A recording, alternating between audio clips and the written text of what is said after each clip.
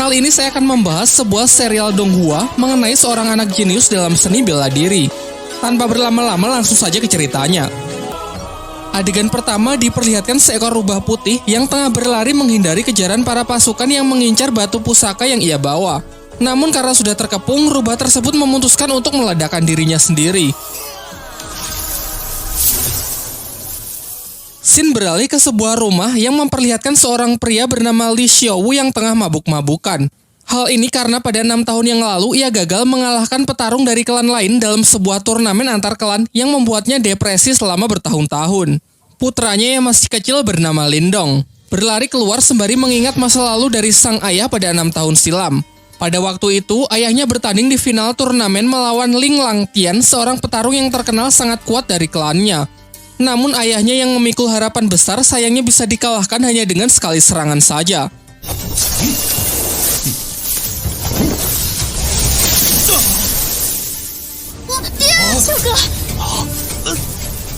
Tak hanya itu, Ling Langtian juga mengambil aura milik ayah Lindong. Singkat cerita, beberapa tahun pun telah berlalu dan Lindong kini telah tumbuh remaja. Pada suatu ketika, ia terlibat perkelahian dengan sepupunya yang bernama Ling San bersama teman-temannya yang membuat ia terperosok ke dalam jurang. Dirinya yang sudah terbaring lemas secara kebetulan darahnya menetesi sebuah batu pusaka peninggalan rubah di awal film, membuat batu itu hancur dan ia pun terjatuh. Di dalam gelapnya tempat itu, batu tersebut memancarkan cahaya keemasan yang membuatnya terbangun. Namun saat tersadar ia merasa heran dengan tanda bercahaya yang muncul di telapak tangannya serta luka-lukanya yang sudah sembuh. Saat ia pulang, adiknya yang bernama Qing Tan datang untuk mengajaknya bermain karena tak bisa tidur. Seusai bermain, ia juga langsung pergi. Saat Lindong terlelap tidur, kejadian aneh pun terjadi kembali. Ia bermimpi berada di sebuah dimensi biru gelap yang banyak terdapat pohon bambu. Saat ia masih kebingungan, tiba-tiba ia diserang sosok misterius yang perawakannya sangat mirip dengannya. Pertarungan pun tak terhindarkan, yang memperlihatkan kekuatan mereka benar-benar seimbang.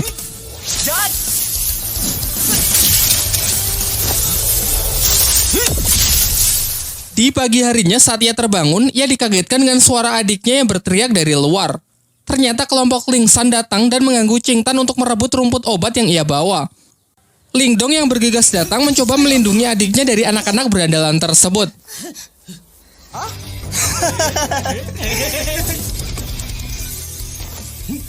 Diperlihatkan kemampuan Lindong yang sudah meningkat pesat mampu menangkis seluruh serangan dari Ling San.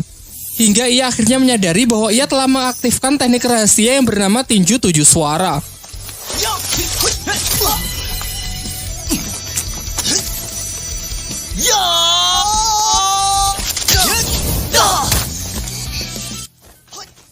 Untung saja pertarungan yang semakin serius itu akhirnya dapat dihentikan oleh kakak Ling San yang diketahui bernama Lin Hong.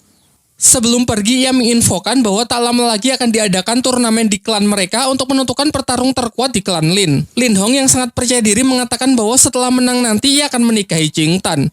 Saat kembali, sang ayah menunjukkan gerakan teknik tinju suara yang baik dan benar kepada Lindong.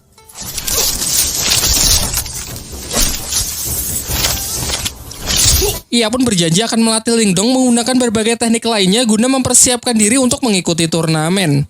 Di malam harinya, tiba-tiba Lindong melihat Qing Tan yang menggigil kedinginan karena auranya yang keluar tak terkendali.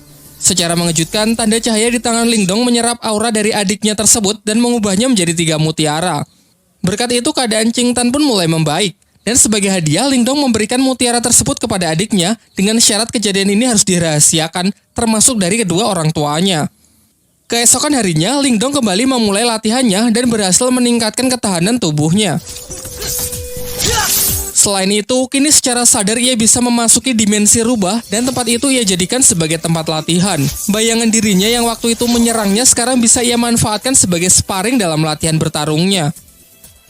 Singkat cerita, hari turnamen pun telah tiba. Di putaran pertama, Ling Hao bertarung melawan adiknya sendiri, yakni Ling San. Dari segi kekuatan, kecepatan maupun pengalaman bertarung jelas sang kakak lebih unggul. Di putaran kedua, Qing Tan maju sebagai penantang selanjutnya karena tak ingin dinikahi oleh Ling Hao. Namun lagi-lagi Ling Hao menunjukkan kemampuannya yang memang berada di level yang berbeda. Tak lama setelah itu, Lindong akhirnya datang dan maju sebagai penantang terakhir. Dalam pertempuran itu, semua dibuat sangat terkejut melihat peningkatan kekuatan tempur Lingdong, ditambah lagi ia mampu menggunakan teknik tinju 7 suara. Belum lagi peningkatan durability-nya yang mencapai level tinggi dapat menahan seluruh tekanan yang diberikan oleh Ling Hao. Tak hanya mampu menangkis seluruh serangan dari lawannya, Lingdong yang mampu mempraktekkan latihannya di dalam dimensi lain dapat melancarkan serangan-serangannya yang secara akurat membuat Ling Hao sangat kewalahan.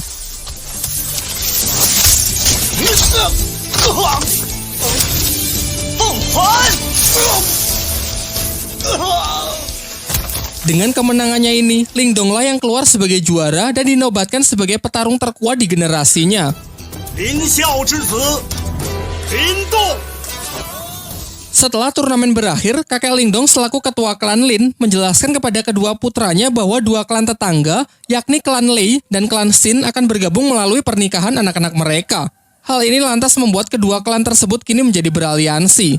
Kemudian ia juga memberitahukan mengenai turnamen antar klan berikutnya, yaitu perburuan hewan langka yang masih dirahasiakan. Pembicaraan pun ditutup dengan sang ketua klan yang menyuruh agar anak mereka berlatih lebih keras lagi demi mempersiapkan turnamen selanjutnya.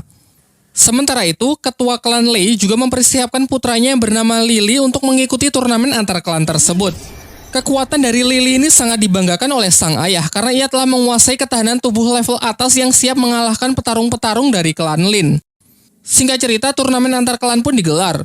Di sini ayah Lingdong memberitahu putranya bahwa pertandingan kali ini adalah perburuan hewan langka. Dan Lingdong diharuskan menaklukkan hewan langka yakni singa api yang terkenal sangat buas. Namun aturannya tak perlu sampai menangkapnya. Karena Lingdong hanya perlu mengambil sisik yang berada di ujung ekor hewan tersebut agar bisa menyelesaikan pertandingan kali ini. Diperlihatkan semua peserta pun telah berkumpul termasuk putra dari tuan rumah yakni bernama Wuyun. Di awal-awal saja ketegangan sudah terjadi di antara para peserta karena Lily yang terlalu menyombongkan dirinya. Singkatnya aturan pun dibacakan di mana mereka harus mendapatkan sisik singa api agar bisa memenangkan pertandingan dan dilarang keras untuk berusaha saling membunuh satu sama lain. Ketika Lingdong bersama adiknya berusaha menemukan singa api, ternyata Lily bersama timnya berhasil menemukannya terlebih dahulu. Namun mereka terlihat kesulitan menaklukkan hewan buas tersebut. Sementara itu dari kejauhan, Lingdong hanya mengamati mereka dan menunggu kesempatan yang tepat untuk bertindak. Sampai muncullah dari belakang tim Wuyun yang menawarkan kerjasama. Wuyun berencana menyerang si singa api saat hewan itu sudah kehabisan tenaga akibat pertarungannya melawan tim Lily. Merasa hal ini cukup menguntungkan, Lingdong pun sepakat dengan rencananya dan bersedia menjalankan kerjasama tersebut. Setelah menunggu momen yang tepat, mereka pun bersama-sama menyerang tim Lily. Lingdong menyuruh Wuyun untuk fokus kepada si singa api, sementara ialah yang akan menghadapi Lily.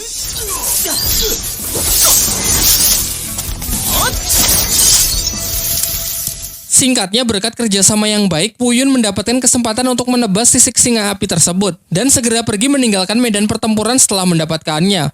Sayangnya Wuyun yang terlalu senang akhirnya lengah dan masuk ke dalam jebakan Lily yang sebenarnya sudah disiapkan untuk menangkap si singa api. Saat Lingdong menyusul, ia terlambat karena Lily sudah mengambil sisik singanya dan dengan kejam menendang Wuyun hingga terperosok ke dalam sarang si singa api. Lingdong yang memiliki jiwa setia kawan mengabaikan sisik singa itu dan segera menyusul Wuyun untuk mencoba menyelamatkannya. Sedangkan Lily bersama timnya telah kembali dan dengan bangga menunjukkan sisik singa api yang telah ia dapatkan. Ia juga menceritakan bahwa Wuyun dan Lingdong mungkin tak akan kembali karena sudah mati akibat kecerobohannya terpeleset jatuh ke dalam sarang si singa api. Akan tetapi di tengah ketegangan itu, secara mengejutkan Lingdong dan Wuyun ternyata berhasil kembali dengan selamat. Tetapi Lily tetap yakin kalau ialah pemenangnya karena telah membawa sisik si singa api. Di sini semuanya dibuat kembali terkejut melihat Lingdong dan Wuyun yang justru membawa dua anak singa api. Kemudian Lingdong menceritakan mengenai kejadian yang sesungguhnya, mengenai Lily yang sudah melanggar aturan dengan berusaha membunuhnya. Tapi setelah masuk ke dalam sarang singa api, di sana mereka malah menemukan dua anak singa api yang terlantar karena induknya mati setelah sisiknya diambil. Karena merasa kasihan, akhirnya mereka pun sepakat membawa dua hewan tersebut. Kini telah diputuskan bahwa ketiganya berhasil menyelesaikan pertandingan ini dengan baik. Namun tetap saja hanya akan dipilih satu pemenang di mana mereka diharuskan bertarung untuk menentukan siapa yang terkuat dan layak mendapatkan gelar Raja Pemburu. Akan tetapi ketua dari klan Lei yang sangat menginginkan bayi singa api yang merupakan hewan sangat langka, ia pun mengusulkan untuk membuat taruhan dengan pertarungan anak-anak mereka. Kesepakatannya, jika ketua Lei menang, maka bayi singa Lingdong akan menjadi miliknya. Dan jika ia kalah, ia bersedia menyerahkan pabrik kayu milik klannya. Pernyataannya ini sontak membuat semuanya sangat terkejut karena pabrik kayu adalah aset yang sangat berharga milik klan Lei dan ia mau bertaruh demi bayi singa tersebut. Sempat terjadi kekhawatiran karena kepercayaan diri dari ketua Lei ini bukan tanpa alasan. Putranya tersebut memanglah terkenal memiliki kemampuan di atas rata-rata dari anak-anak lain. Namun Lindong menepis kekhawatiran itu dan siap menerima tantangan yang dilemparkan. Singkat cerita, pertarungan mereka pun dimulai. Di awal, Lily dengan bangga menunjukkan kalau dirinya telah mencapai kekuatan tingkat Yuan duniawi. Namun Lindong juga menunjukkan level yang sama dengan Lily yang membuat semuanya sangat terkejut. Terungkap bahwa ternyata kemarin sebelum berangkat turnamen, sang ayah memberi Lindong Mutiara Yin, yaitu semacam pil penambah aura. Diperlihatkan dalam pertarungan itu mereka pun saling menyerang dan menangkis. Mungkin karena masih belum terbiasa dengan kekuatan barunya, Lindong nampak masih kesulitan saat mengatur pola serangannya. Akan tetapi lambat laun ia berhasil mengendalikannya semakin baik untuk bisa mengimbangi Lily. Sampai ketika Lily menambah kecepatannya, barulah terlihat kembali Lindong yang dibuat kewalahan. Dengan peningkatan kekuatan yang signifikan serta teknik rahasia petir dari klannya yang tergolong tingkat atas, Lily terus melakukan pressing membuat lawannya hanya bisa bertahan. Lindong yang masih belum menyerah mencoba menyelaraskan kedua tangannya untuk menangkis dan menyerang, yang nampaknya lumayan efektif. Sedangkan Lily yang sudah terlampau kesal berniat mengakhiri pertarungan dengan sebuah teknik serangan super kuat yang mematikan. Bahkan ia sempat mendapatkan peringatan bahwa ini bukanlah pertarungan hidup dan mati. Merasa bahwa Lily tak akan menghentikan serangannya, Lindong pun segera merapalkan beberapa segel tangan untuk merilis teknik yang disebut gerbang ajaib demi mengatasi serangan yang mematikan tersebut. Dan benar saja, teknik yang digunakan Lindong telah ia upgrade ke level 2 sehingga tidak hanya mampu menghalau serangan dahsyat dari Lily, juga cukup kuat untuk menghempaskannya dan membuatnya tak sanggup untuk bangkit kembali. Dengan kekalahan putranya tersebut, dengan kesal dan terpaksa ketua klan Lei pun harus rela menepati janjinya untuk menyerahkan pabrik kayu miliknya. Keesokan harinya, diperlihatkan Lindong dan adiknya tengah bermain dengan si harimau api yang mereka beri nama si Oyen. Barulah di siang harinya mereka memeriksa tambang kayu yang telah mereka menangkan. Namun terlihat tempat itu benar-benar hancur berantakan. Dalam pencarian petunjuk siapakah yang melakukan hal ini, secara tak sengaja si Oyen membawa Lindong ke sebuah gua yang di sana terdapat banyak lahar panas serta sebuah kerangka monster raksasa. Di dalam gua itu si Oyen menemukan sebuah kristal biru yang dengan lahap langsung ia makan. Sementara Lindong yang masih penasaran menemukan sebuah bunga yang memancarkan sinar. Namun ketika ia dekati, tangan Lindong malah seakan menyerap semacam energi dari kelopak bunga tersebut yang membuat sekujur tubuhnya menjadi terbakar. Untung saja saat kondisinya semakin buruk, batu rubah di tangannya menyerap energi panas dari kelopak bunga tersebut. Setelah berhasil keluar dan bertemu dengan keluarganya, Lindong menceritakan gua yang baru saja ia temukan serta sebuah batu permata merah yang ia peroleh di dalam sana. Lantas mereka pun bergegas pergi ke lokasi dan sempat terkejut karena ternyata tempat itu adalah tambang permata yang bernilai sangat tinggi. Setibanya di rumah, terlihat Lindong yang mendapatkan 3 batu permata. Dan dengan kekuatan dari batu rubahnya, ia dapat menyatukan ketiga batu menjadi satu permata yang bernilai lebih tinggi. Sementara itu, ketua klan Lei yang mendengar kabar tentang ditemukannya tambang permata jelas membuatnya semakin kesal. Namun setelah mendengar rencana dari rekannya, terlihat wajahnya yang kembali menjadi senang. Di lain waktu, ketika klan Lin sedang berbelanja berbagai macam kebutuhan klan, Lindong pergi ke sebuah toko barang antik di pusat kota untuk sekedar melihat-lihat. Di sana terdapat seorang kakek yang bernama Yandasi. Ia dapat melihat aura milik Lindong yang nampak tak biasa. Setelah Lindong membeli sebuah tas, tiba-tiba batu rubah di tangannya merespon sebuah energi yang berasal dari potongan kayu di toko tersebut. Si penjual mengaku barang itu sama sekali tak berharga dan tak tahu juga apakah fungsinya. Namun ketika Lindong hendak membelinya, ternyata barang tersebut sudah akan dibeli terlebih dahulu oleh seorang gadis bernama Yue.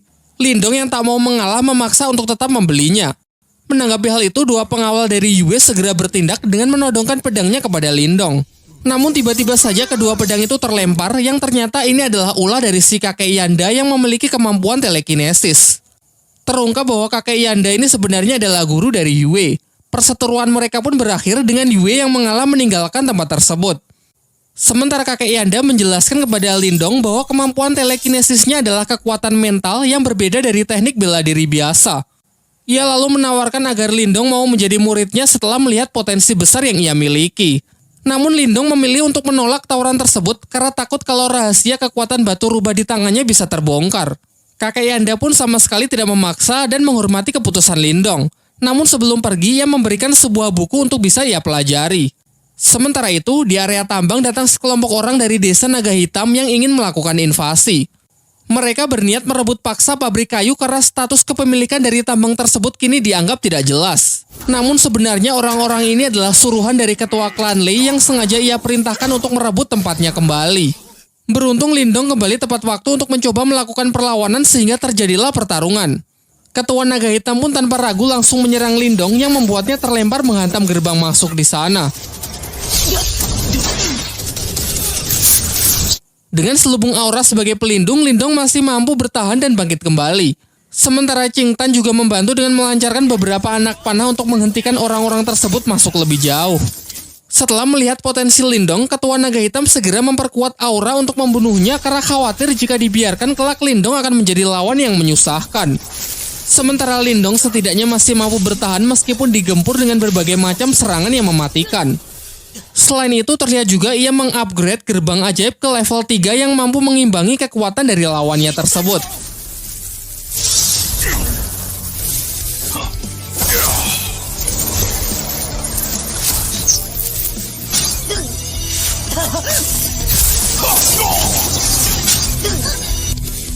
Ketika telah kehabisan energi, entah bagaimana Lindong mampu mengisi ulang energinya dengan menyerap energi alam. Ia pun meminta Qing Tan bersama Si Oyan agar mengulur waktu setidaknya sampai energinya terisi penuh. Jelas hal ini sama sekali tidak mudah, terlebih lagi karena bagaimanapun juga mereka telah kalah jumlah. Hingga saat salah seorang musuh berhasil melukai Lindong, seketika Lindong bangkit serta luka-lukanya bisa sembuh dengan sangat cepat karena energinya yang terkumpul telah lebih dari cukup. Dan benar saja, setelah bangkit kekuatan Lindong kini menjadi berkali-kali lipat sehingga di ronde kedua ini hanya dengan sekali pukulan ia dapat mengalahkan lawannya tersebut.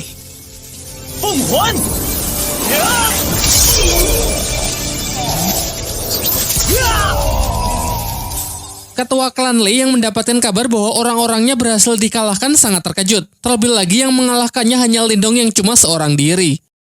Di malam harinya, terlihat Lindong tengah bermeditasi dengan menggunakan proyeksi astralnya untuk berlatih kemampuan spiritual.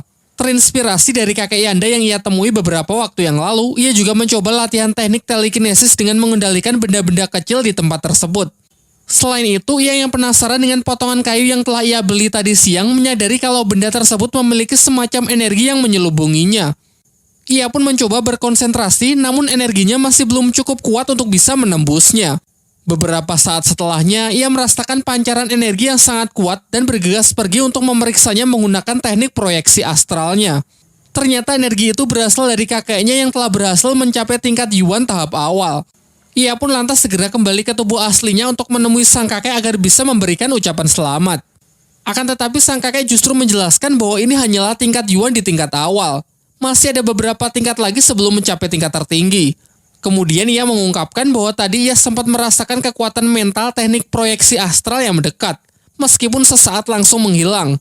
Namun di sini ia tak tahu kalau kekuatan itu adalah kekuatan milik Lindong. Topik pun berganti.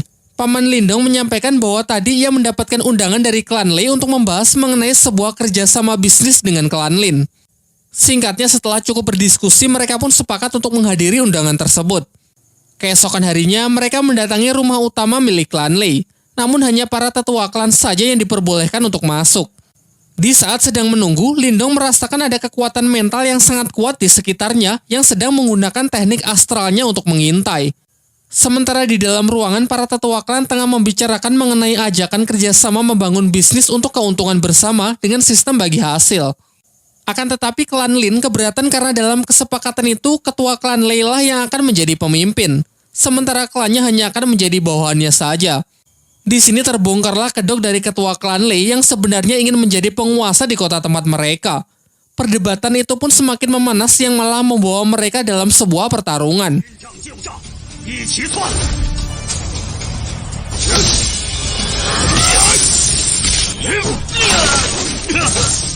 Di tengah pertarungan mereka, datanglah Wu Yin, pemimpin dari sekte Serigala Darah yang memihak kepada ketua klan Lei karena sudah dijanjikan akan diberikan keuntungan 60% dari bisnis yang hendak dijalankan. Diceritakan bahwa Wu Yin ini menguasai kekuatan mental tingkat tinggi. Dan benar saja, satu persatu dari mereka dapat dijatuhkan dengan sangat mudah.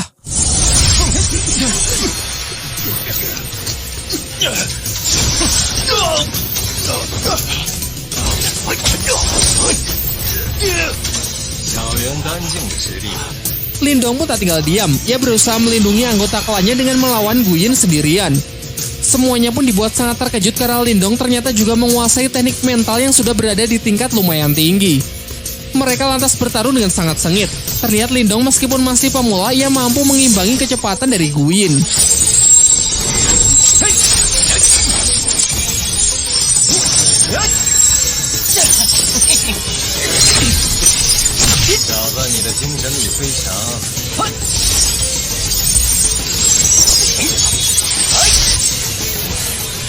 Sampai mereka saling mengadu teknik astral melalui duel udara, namun sayangnya tetap saja Guyin lebih unggul dan mampu menekan Lindong.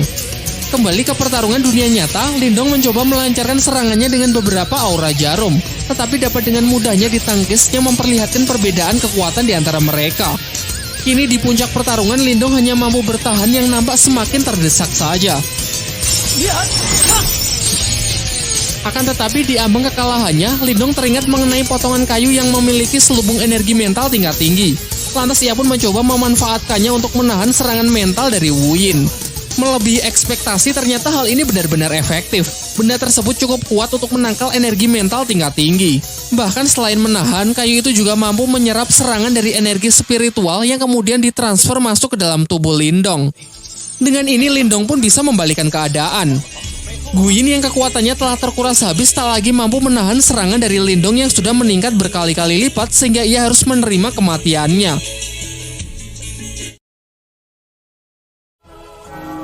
Beberapa lama setelah pertarungan itu, orang-orang dari sekte Serigala Darah yang dipimpin oleh Wei Tong berniat balas dendam kepada klan Lin karena telah membunuh Guyin. Kakek Lindong mencoba menjelaskan bahwa Guyinlah yang bersalah karena telah ikut campur dan membantu ketua klan Le untuk menindas klannya. Ia pun kemudian menawarkan sebuah jalur damai dengan menanyakan apa yang perlu dilakukan agar Wei Tong bisa melupakan dendamnya tersebut. Wei Tong menjawab bahwa ia mau orang yang telah membunuh Guyin dan tabang permata milik klan Lin diserahkan kepadanya, serta seluruh orang dari klan Lin harus bersedia menjadi budaknya.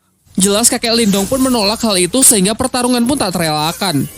Sayangnya Wei Tong yang telah mencapai tingkat Yuan level atas dengan mudah bisa mengalahkan kakek Lindong. Sampai akhirnya Lindong datang dan menyatakan akan mengalahkan Wei Tong seorang diri, mengingat dirinya lah yang harusnya bertanggung jawab atas kematian Guyin. Tanpa basa-basi, Wei Tong pun langsung melancarkan serangannya terlebih dahulu. Dengan lincah, Lindong memanfaatkan teknik jarum biru sebagai pinjakan untuk melayang. Beberapa tembakan anak panah dilancarkan untuk berusaha menjatuhkan Lindong, termasuk menggunakan anak panah yang dilapisi aura, namun bisa ia hindari dengan sangat mudah.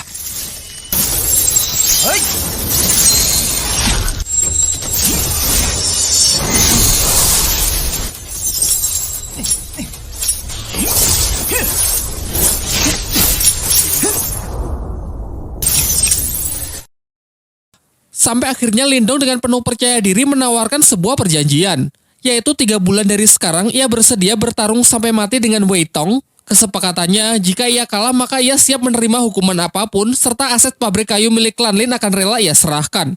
Namun jika ia yang menang, maka masalah balas dendam Guyin akan dianggap selesai. Pada awalnya Wei Tong menolak karena sekarang saja ia bersama pasukannya sudah cukup untuk menaklukkan klan Lin. Namun setelah melihat kemarahan dari Si Oyan serta kemampuan Lindong yang bisa mengalahkan bahkan nyaris membunuh para kroco itu, akhirnya Wei Tong pun sepakat.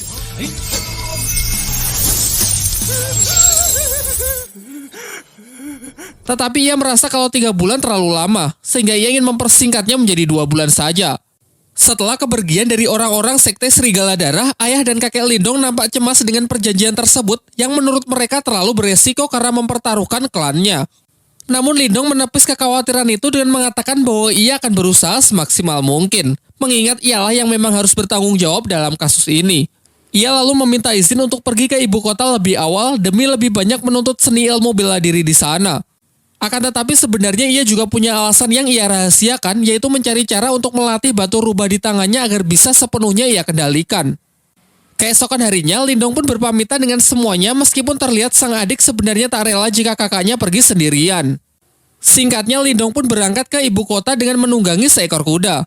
Setelah tiba di ibu kota, ia mendapatkan informasi kalau di sana akan ada pelelangan benda-benda antik yang digelar untuk para bangsawan. Lindong yang tertarik berniat menghadiri pelelangan tersebut dengan harapan bisa menemukan barang bagus yang bisa berguna nantinya. Bermodalkan dengan beberapa butir permata yang ia bawa, Lindong pun diubah penampilannya agar layak memasuki pelelangan yang dihadiri oleh para bangsawan tersebut. Setibanya di sana, Lindong kembali bertemu dengan kakek Yanda yang diundang sebagai tamu serta ia juga melihat Yue yang datang bersama panitia pelelangan bernama Xuansu. Dalam pelelangan tersebut, Lindong tertarik dengan sebuah tanaman langka yang mampu meningkatkan kekuatan spiritual seseorang. Semuanya sempat dibuat terkejut karena Lindong yang menawarnya dengan harga yang sangat mahal. Diperlihatkan, kakek Yanda sangat terkejut karena merasakan energi dari keberadaan Lindong yang benar-benar telah meningkat pesat. Seusai acara pelelangan itu, Xuansu mengajak Lindong pergi menemui kakek Yanda di sebuah ruangan pertemuan. Sebelum berangkat, mereka sempat merasakan kehadiran mata-mata yang sedari awal sudah membuntuti Lindong. Dalam pertemuan itu, kakek Yanda kembali menawari Lindong untuk menjadi muridnya agar bisa menyempurnakan teknik segel kehidupan milik Lindong. Namun dengan sopan Lindong menolak tawaran itu dan menunjukkan bahwa ia telah menyempurnakannya. Hal ini sontak membuat semuanya sangat kagum karena Lindong dapat melakukannya dalam waktu yang relatif singkat. Kemudian barulah dijelaskan bahwa segel kehidupan adalah dasar dari ahli kekuatan mental. Segel ini dibagi menjadi 3 jenis, yakni segel kehidupan, segel duniawi, dan segel surgawi. Segel kehidupan adalah yang paling umum, sementara segel terkuat adalah segel surgawi yang konon katanya memiliki kekuatan di luar nalar manusia. Singkat cerita, Lindong bersedia menceritakan masalah klannya yang sedang bersinggungan dengan sekte Serigala Darah serta kesepakatannya untuk bertarung hidup dan mati melawan Wei Tong. Mendengar hal itu, Xuansu memberitahukan bahwa terdapat sebuah kolam surgawi yang berisikan energi murni yin dan yang dari sumber kolam tersebut. Kabarnya jika seseorang memasuki kolam itu maka dapat meningkatkan kekuatan spiritualnya dan kabar baiknya baru-baru ini ditemukan keberadaan kolam surgawi tersebut namun sayangnya berada di wilayah perbatasan desa dengan klan lain dan masih menjadi sengketa. Xuansu lalu juga menceritakan bahwa telah disepakati sebuah turnamen di mana pemenangnya berhak mengambil energi murni dari kolam tersebut. Tanpa pikir panjang, Lindong pun setuju untuk berpartisipasi dalam turnamen itu.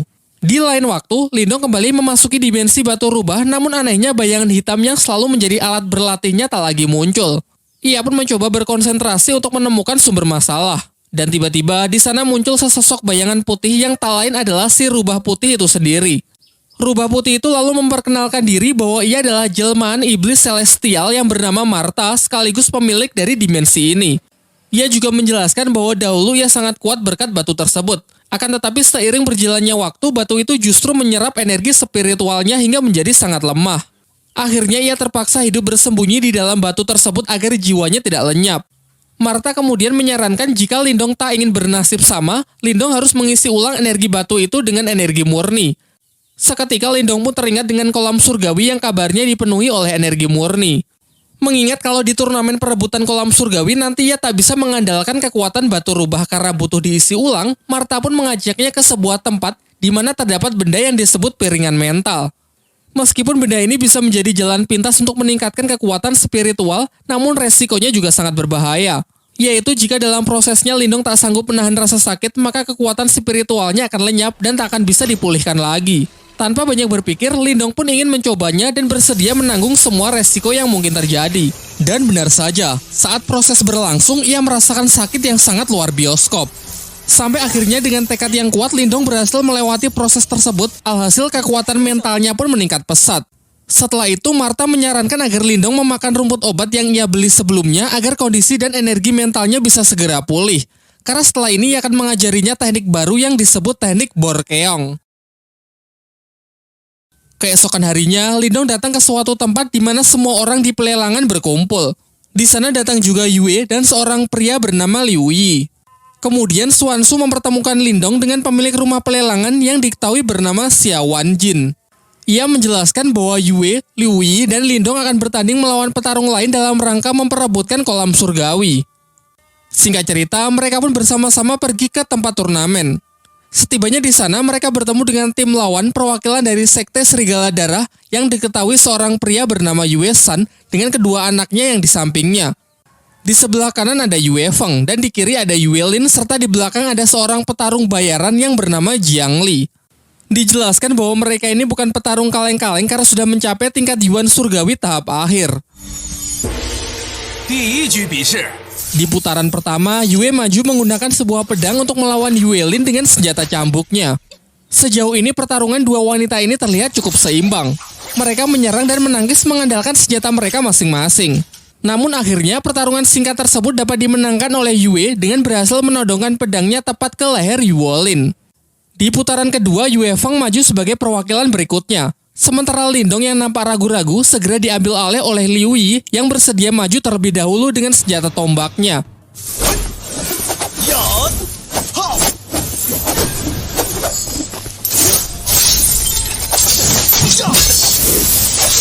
Di tengah pertarungan, Partha merasakan ada sebuah gejolak energi dari dalam kolam surgawi.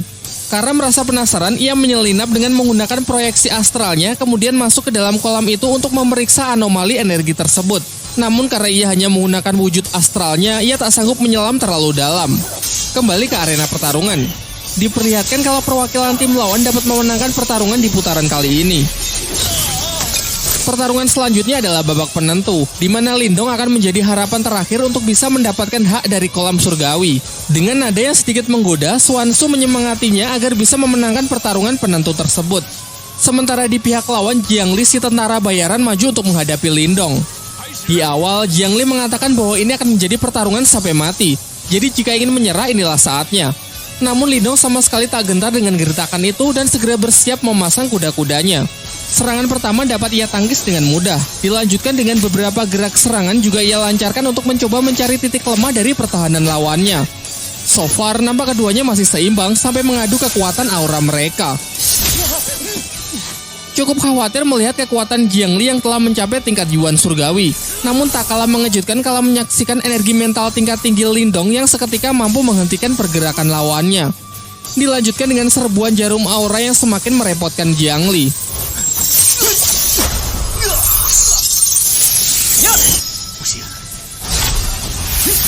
Mencoba serangan jarak dekat pun juga percuma karena tekanan energi mental Lindong yang dengan kuat menghempaskannya. Saat semua merasa kalau Lindong telah memenangkan pertandingan itu, Jiangli bangkit dengan aura merah yang membara. Ternyata ia menguasai sebuah teknik rahasia yang memungkinkan seseorang mengkonversikan darahnya menjadi energi. Hal ini membuat kekuatannya meningkat pesat dalam beberapa saat, meskipun teknik ini dinilai sangat berbahaya dan memiliki resiko yang sangat tinggi. Beberapa kali serangan pun dilancarkan yang hanya dapat Lindong hindari. Bahkan serbuan jarum aura pun benar-benar sudah tidak mempan.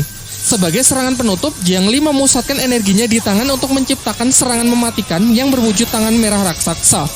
Sementara Lindong bersiap dengan teknik barunya yang diajarkan oleh Martha, yaitu teknik Borkeong. Bentrokan teknik yang sangat kuat itu pun menghasilkan gelombang yang menggentarkan langit dan bumi. Namun saat debu telah menyingkir, terlihat Jiangli yang sudah mati langkah dengan 4 jarum Lindong yang diarahkan tepat ke lehernya. Sehingga dengan ini Lindonglah yang keluar sebagai pemenang dan memiliki hak atas kolam surgawi. Setelah kemenangan itu, mereka bertiga masuk ke dalam kolam untuk menyerap energi spiritual sebanyak-banyaknya. Namun, dibandingkan yang lain, teknik penyerapan energi milik Lindong berjalan jauh lebih lambat. Martha pun justru menertawakannya. Dikarenakan waktu berendam yang terbatas, Martha membuat sebuah kesepakatan dengan Lindong, yaitu ia akan membantunya menyerap energi spiritual dengan cepat, dengan syarat jika sudah selesai, Lindong harus bersedia turun ke dasar kolam untuk melihat sumber energi aneh dari kolam surgawi tersebut. Tanpa pikir panjang, Lindong pun menyetujui kesepakatan yang dibuat Martha. Dan benar saja, setelah mendapatkan bantuan dari Martha, dengan sangat cepat energi mengalir deras ke dalam diri Lindong. Bahkan efek dari proses itu sampai dirasakan di atas kolam yang muncul pusaran air raksasa. Seusai proses penyerapan, sesuai kesepakatan, ia turun ke dasar kolam untuk memeriksa sumber dari energi kolam surgawi. Di bawah sana, Lindong menemukan giok iblis piton yang dalam kondisi tersegel. Pada awalnya Lindong tak ingin mengusiknya dan berniat langsung pergi. Namun Martha berusaha membujuknya dengan mengatakan kalau ini tidak berbahaya karena iblis ini sedang terluka. Ia juga menjelaskan bahwa sumber energi spiritual yang Lindong serap sebagian tadi berasal dari mutiara yin dan yang berada di belakang jiwa iblis tersebut. Martha lalu menambahkan, jika Lindong berhasil mendapatkan mutiara tersebut, maka hanya dalam waktu singkat Lindong dapat mencapai tingkat Yuan Yin. Namun karena mutiara itu diselubungi jiwa iblis, Martha harus menghisapnya terlebih dahulu supaya Lindong bisa mengambilnya. Ia lalu menyuruh Lindong untuk mentransfer sebagian energinya agar Martha cukup kuat untuk bisa melakukannya. Ketika proses penyerapan berlangsung, tiba-tiba segel iblis itu hancur sehingga sang iblis piton kini berhasil bebas. Pertarungan pun tak terhindarkan.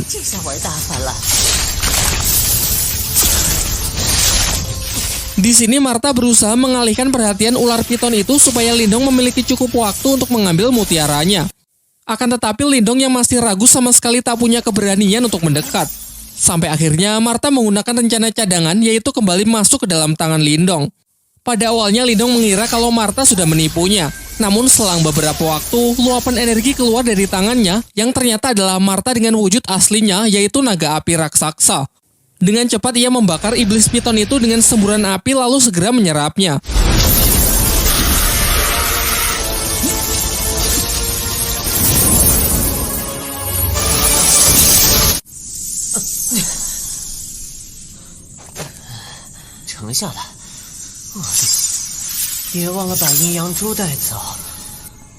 Setelah mereka semua kembali, Xiao Wanjin dan yang lainnya merasa khawatir dengan kondisi Lindong yang terlihat sangat pucat akibat penyerapan energi dari kolam surgawi yang dinilai terlalu banyak. Namun Lindong menepis kekhawatiran itu dengan mengatakan kalau dirinya baik-baik saja. Ia menegaskan asalkan ia bisa segera naik tingkat dan bisa mengalahkan Wei Tong dari Sekte Serigala Darah, apapun rela ia lakukan. Dalam pembicaraan itu, Xiao Wanjin menjelaskan bahwa Sekte Serigala Darah selama ini juga menjadi musuh bebuyutan bagi pihaknya. Terlebih lagi karena Lindong telah membantunya mendapatkan kolam surgawi, ia pun bersedia memberikan bantuan apapun.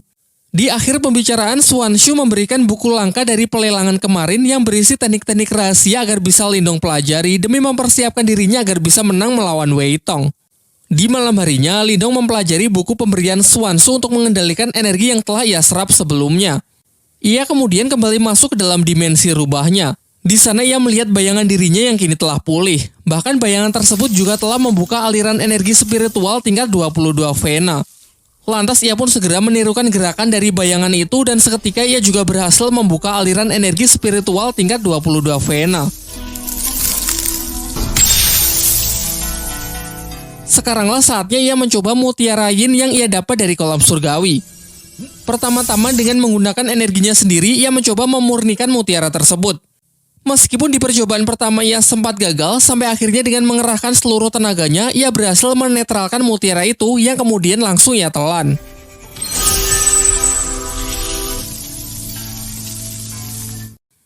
Terlihat gejolak kekuatan spiritualnya pun meningkat pesat. Bahkan segel kehidupannya kini menjadi 2. Dengan ini ia pun sangat yakin kalau di pertarungan nanti ia bisa menghancurkan Wei Tong. Keesokan harinya, Swanshu mengajak Lindong ke tempat pelelangan dengan mengatakan kalau ada orang yang ingin menemuinya. Ternyata di sana datang keluarga besar Lindong, yaitu Qing Tan, ayahnya dan kakeknya. Setelah Swanshu pergi, sang kakek tiba-tiba menyerang Lindong dengan maksud menguji sudah sejauh mana kekuatan cucunya tersebut.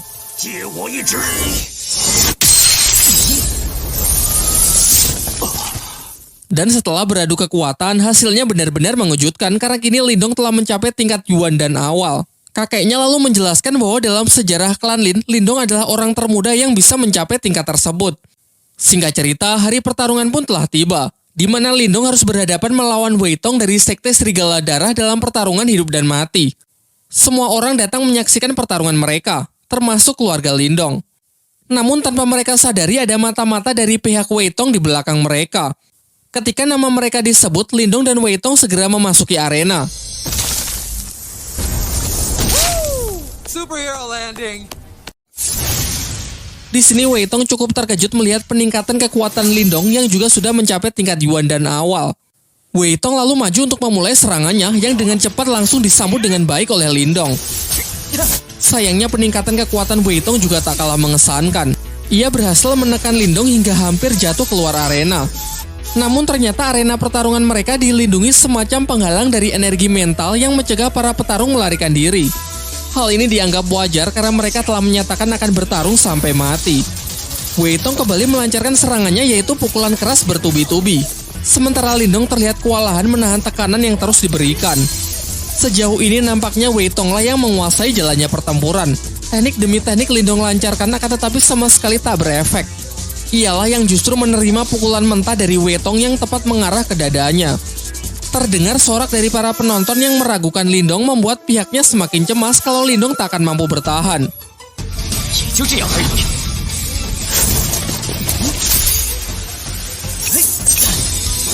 Sekarang tak ada pilihan lain, Lindong pun segera menyiapkan jurus terkuatnya yaitu teknik bor keong untuk mencoba mengakhiri pertarungan.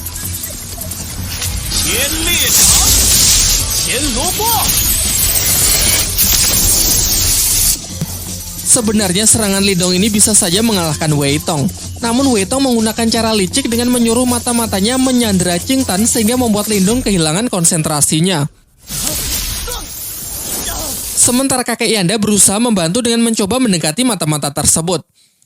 Di arena, Lindong benar-benar tidak bisa fokus bertarung karena melihat adiknya dalam bahaya. Alhasil serangan-serangan Wei Tong pun banyak yang masuk.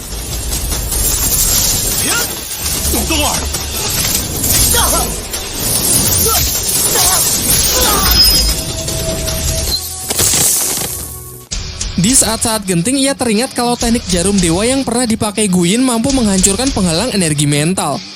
Kemudian ia kembali mengeluarkan jurus bor keong untuk berpura-pura menyerang Wei Tong, namun sebenarnya ia menyelinapkan jarum dewa untuk menembus penghalang spiritual arena demi menolong Qing Tan.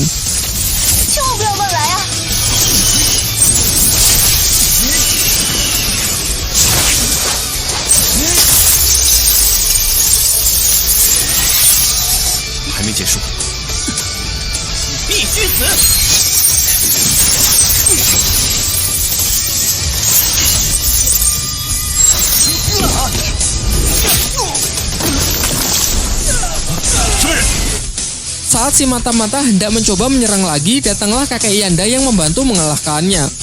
Kini setelah adiknya berhasil selamat, Lindong pun bisa kembali fokus bertempur melawan Wei Tong dengan emosi yang benar-benar telah mencapai puncaknya.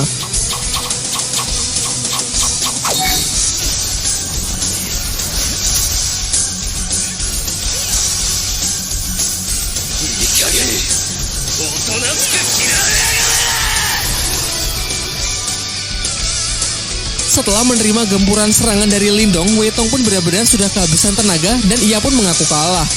Namun Lindong malah mengatakan bahwa ini adalah pertarungan sampai mati, di mana pertarungan belum selesai jika tak ada salah satu pihak yang mati.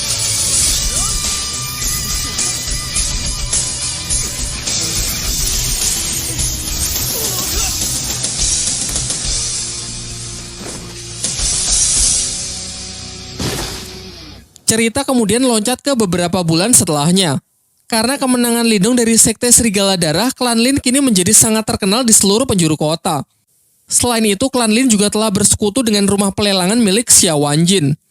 Sementara itu, Lindong berada di tempat kakek Yanda untuk minum teh bersama dengan saling menggunakan telekinesis untuk menuangkan teh ke dalam gelas.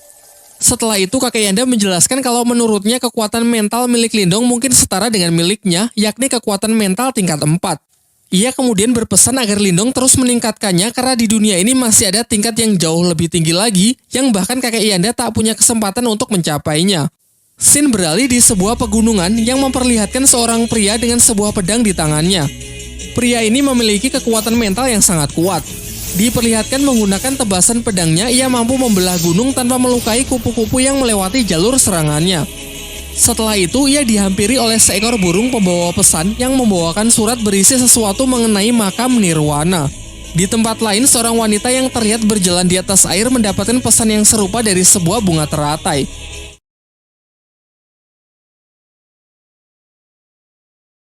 Di awal film, terlihat rombongan klan Lin sedang dalam perjalanan untuk mengantarkan batu permata. Namun di tengah jalan, mereka diserang oleh sekelompok bandit yang ingin merampok mereka. Sebuah serangan nyaris membunuh Ling Hao. Beruntung sepupunya Lindong berhasil menyelamatkannya. Tidak berhenti sampai di sana, ratusan anak panah ditembakkan untuk menggempur rombongan klan Lin. Nampaknya mereka ini bukan bandit biasa karena terlihat mereka sangat mahir menggunakan senjata yang dilapisi energi spiritual. Sampai akhirnya Lindong menyuruh Lin Hong dan rekan-rekan lainnya untuk segera pergi, sementara dirinya akan tetap tinggal untuk bertarung demi mengalihkan perhatian para bandit tersebut. Sebelum bala bantuan dari musuh datang, ia pun segera melepaskan ledakan energi dari teknik gerbang ajaibnya agar bisa segera mengakhiri pertempuran. Setelah kembali, Lindong menceritakan apa yang baru saja ia alami kepada ayah dan kakeknya. Sang kakek mengatakan bahwa tidak heran banyak orang jahat yang mengincar klan Lin demi mendapatkan batu permata yang sangat berharga mereka. Terlebih lagi karena klan Lin baru beberapa bulan pindah ke kota Yan sehingga masih sulit membedakan antara kawan dan lawan. Pembicaraan pun ditutup dengan kakek Lindong yang berpesan agar tidak mencolok saat mengantarkan barang.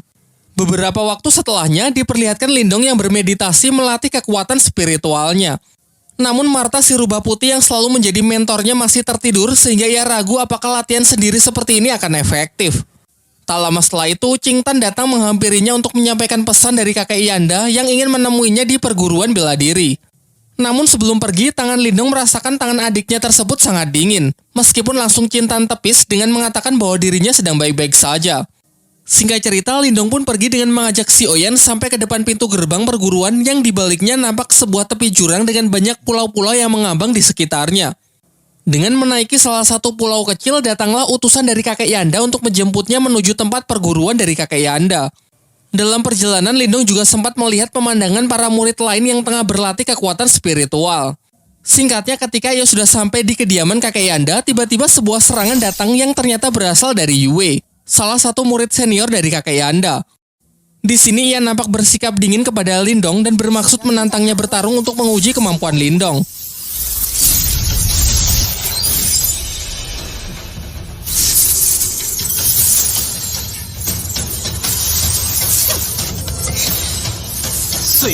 Namun ketika pertarungan mereka sudah mulai serius, kakek Yanda datang untuk segera menghentikan mereka.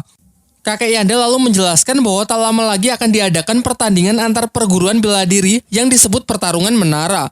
Namun di dua pertandingan sebelumnya, perguruan bela dirinya telah mengalami kekalahan, sehingga jika pertandingan kali ini ia kalah lagi, maka kepemimpinan dari perguruannya akan diambil alih oleh perguruan bela diri dari kota sebelah, yakni perguruan bela diri kota Tianhou. Jadi tujuannya memanggil Yue dan Lindong adalah untuk meminta bantuan agar mereka bersedia berpartisipasi mewakili perguruan bela diri kota Yan miliknya. Menurutnya dengan kekuatan spiritual Lindong yang telah mencapai tingkat lumayan tinggi, ia yakin kalau Lindong bisa memberikannya harapan. Lindong pun bersedia membantu mengingat jasa kakek Yanda yang beberapa waktu yang lalu telah menyelamatkan nyawa adiknya. Setelah pembicaraan mereka, kakek Yanda meminta Yue agar menemani Lindong berkeliling.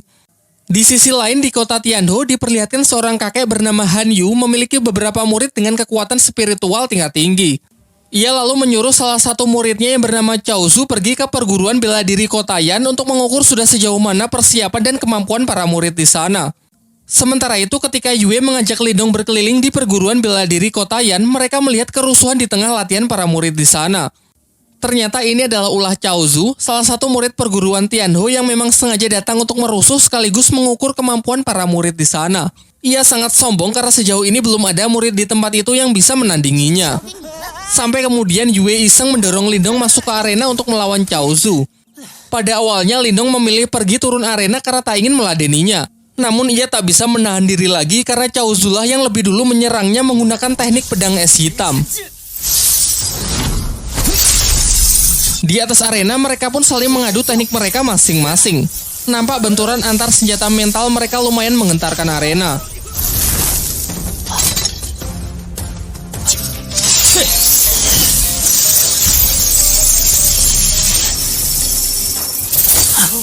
Cao Zu ternyata tak hanya membual. Dengan teknik pedang es hitamnya ia cukup sukses menekan jarum dewa milik Lindong. Namun di ujung pertarungan, Lindong mencoba teknik barunya dengan menahan serangan Cao Zu menggunakan segel batu rubah di tangannya. Nampaknya segel rubah itu tak hanya menahan. Tangan Lindong seakan menyerap energi spiritual dari lawannya tersebut. Ketika lawannya ingin melarikan diri, Lindong sejenak menghentikannya dan mengambil senjata dari lawannya tersebut. Diperlihatkan ekspresi puas dari Yue yang menyadari kalau kekuatan Lindong kini telah meningkat pesat. Di malam harinya, Lindong juga baru tahu kalau ternyata segel batu rubah di tangannya memiliki kemampuan untuk menyerap energi spiritual milik orang lain. Energi yang diserap kemudian dinetralkan dan diakumulasikan menjadi energinya sendiri sehingga kekuatan Lindong kini menjadi bertambah. Sementara itu, Cao Zu yang telah kembali menceritakan mengenai kekalahannya dari Lindong kepada Han Yu. Mendengar hal itu, Han Yu pun menjadi sangat kesal karena ia tak menyangka kalau perguruan bela diri rivalnya memiliki petarung yang sebegitu kuat. Di tengah kekesalannya, muncul aura yang sangat mengerikan dari balik tirai yang ternyata berasal dari Zutong, murid senior sekaligus yang terkuat dari Han Yun. Singkat cerita, besoknya Yue dan Lindong berangkat menuju ke tempat diselenggarakannya turnamen pertarungan menara. Di perjalanan, Yue berpesan kepada Lindong untuk berhati-hati terhadap seorang murid dari perguruan Tianhou yang bernama Zutong, murid terkuat dari Han Yun. Setibanya di sana, semua peserta lain ternyata sudah berkumpul. Sembari menunggu para guru tiba, Chaozu mengadu ke kakak seperguruannya yang bernama Liu Long perihal Lindong yang telah menghajar dan menyita pedang esnya. Pada awalnya, Liu Long basa-basi dengan menyapa Lindong dan meminta agar senjata adik seperguruannya tersebut dikembalikan. Namun Lindong malah berdalih karena menurutnya itu sepadan dengan kelakuan Chaozu yang telah membuat rusuh di tempatnya. Ketika suasana semakin tegang, Yue berusaha menengahi agar jangan membuat keributan sebelum pertandingan dimulai. Tak lama setelah itu, datanglah para guru yaitu Han Yun dan kakek Yanda menghampiri mereka. Kakek Yanda lalu menjelaskan bahwa aturan dari pertarungan menara cukup sederhana, yaitu siapa yang bisa naik ke tingkat tertinggi dan mampu bertahan dalam waktu yang lama maka ialah yang akan menjadi pemenangnya. Namun sebelum menyelesaikan kalimatnya, Han Yun menyela dan menyuruhnya agar segera membuka gerbang menara agar pertandingan bisa segera dimulai. Kakek Yanda lalu segera merapalkan mantranya dan secara ajaib muncullah sebuah menara 8 tingkat tepat di depan mereka. Dapat dirasakan gelombang energi spiritual yang sangat dahsyat menyertai kemunculan dari menara tersebut. Setelah pintu dibuka, pertarungan menara pun dimulai dengan sistem Battle Royale, di mana petarung yang bisa bertahan paling lama dan berhasil naik ke lantai tertinggi maka ialah pemenangnya. Ketika semua peserta telah bergegas masuk ke dalam menara, di luar Han Yun dan kakek Yanda memantau keadaan di dalam menara menggunakan semacam proyeksi spiritual.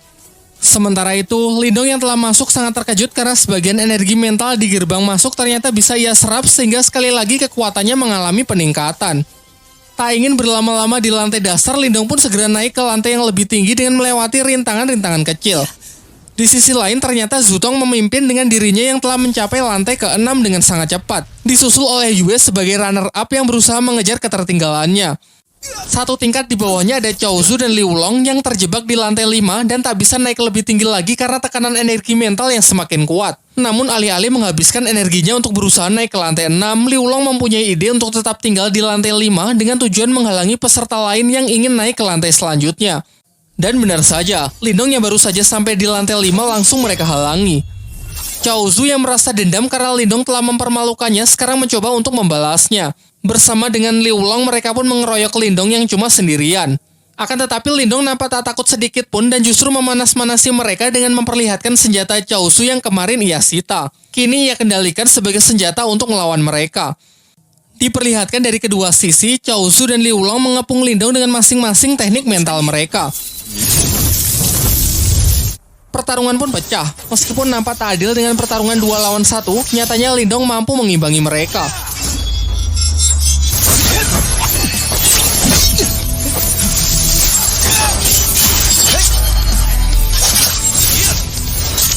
Bahkan ia cukup cakap untuk mematahkan teknik roda ganda milik Chaozu. Sementara Liu Long yang terus menggempurnya dengan pedang mentalnya juga sangat kewalahan karena Lindong dapat bertahan sekaligus menyerang dalam waktu yang bersamaan. Sampai akhirnya kedua saudara seperguruan ini melakukan teknik fusion dengan menggabungkan kekuatannya untuk menyerang Lindong.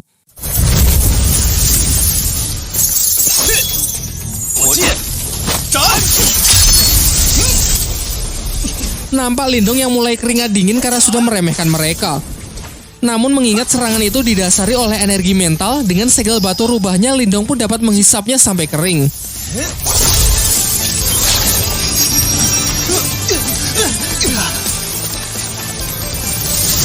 Dan ketika mereka sudah kalah, Lindong tidak lantas membunuh mereka, melainkan malah menguras dompet mereka kemudian langsung bergegas naik ke lantai 6 demi mengejar ketertinggalannya. Sementara itu di lantai 6 terlihat Yue yang berusaha keras untuk naik ke lantai 7, namun ia selalu gagal karena tekanan energi mental di sana sangat kuat yang jauh melebihi apa yang bisa ia bayangkan. Berbeda dengan rivalnya, Zutong nampak santai berpisah dengan Yue karena tinggal selangkah lagi ia sudah bisa naik ke lantai 7. Hal ini membuktikan kalau tingkat kekuatannya memanglah luar biasa kuat. Yue yang merasa kecewa dengan dirinya sendiri akhirnya melepas pegangannya karena telah kehabisan tenaga. Beruntung Lindong datang tepat waktu dan masih sempat menangkapnya. Setelah mengucapkan janji bahwa ia pasti akan menang, Lindong pun segera melompat untuk menyusul Zutong naik ke lantai selanjutnya. Di luar menara, Hanyu dan kakek Yanda hanya tahu kalau ada 2 peserta yang berhasil naik ke lantai 7 tanpa tahu siapakah mereka. Pada awalnya Hanyu mengira kalau mereka pasti Zutong dan Yue. Namun kakek Yanda yakin kalau itu bukan Yue melainkan Lindong. Sementara di dalam menara, Lindong telah berhasil naik ke lantai 7. Namun tidak hanya adanya tekanan mental yang jauh lebih kuat, karena di sana juga terdapat rintangan sambaran petir yang mencegah mereka naik ke lantai 8. Terlihat Zutong yang sudah berada lebih tinggi sangat terkesan dengan Lindong yang berhasil mencapai lantai ini. Mereka pun mulai berlomba-lomba untuk bisa naik ke lantai 8. Zutong mulai menyerang Lindong untuk memperlambatnya. Akan tetapi dengan cepat Lindong bisa melewati semua rintangan sekaligus melancarkan serangan balik.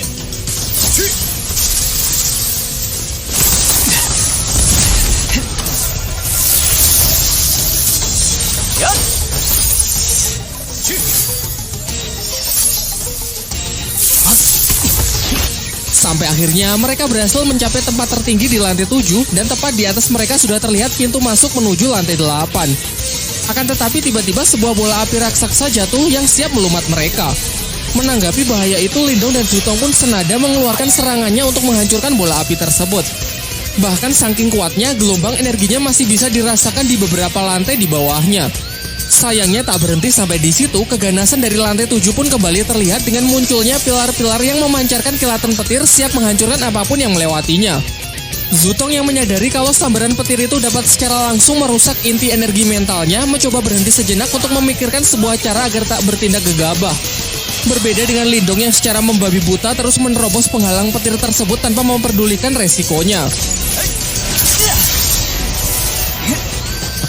Sampai tiba-tiba ke-10 pilar itu bersatu dan membentuk seekor wujud naga raksasa. Pertarungan pun berjalan sangat tidak seimbang karena amukan sang naga yang tak terhentikan.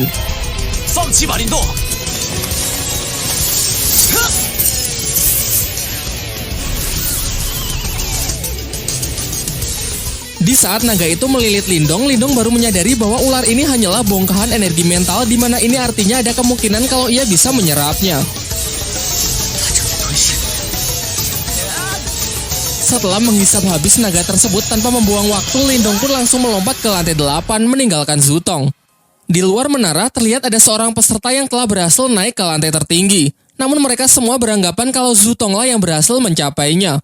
Sementara itu di dalam lantai 8 terlihat ekspresi puas Lindong karena telah mencapai lantai tertinggi dan bisa memenangkan pertandingan kali ini. Di sana ia menemukan ada semacam prasasti kuno mengenai penyempurnaan teknik energi mental, sayangnya gagal ia pelajari karena tenaga Lindong yang telah terkuras habis. Namun ia tak lantas menyerah begitu saja. Di sekitarnya ia merasakan ada banyak energi spiritual yang bertebaran, ia pun bergegas menyerapnya untuk mengisi ulang tenaga sekaligus agar kekuatannya bisa naik ke tingkat 3. Di waktu yang bersamaan, para peserta yang telah gagal satu persatu keluar dari menara. Namun semua dibuat sangat terkejut saat melihat Zutong juga keluar dari menara itu dan mengakui kekalahannya dari Lindong. Kini semuanya pun sudah jelas bahwa Lindonglah yang menjadi pemenangnya. Karena tak ingin lebih dipermalukan lagi, Han Yun pun segera menarik kembali semua pihaknya untuk meninggalkan tempat ini. Singkat cerita, malam pun telah tiba. Terhitung sudah 24 jam semenjak Lindong masuk ke dalam menara. Terlihat Yue mulai cemas takut kalau sesuatu yang buruk menimpa Lindong.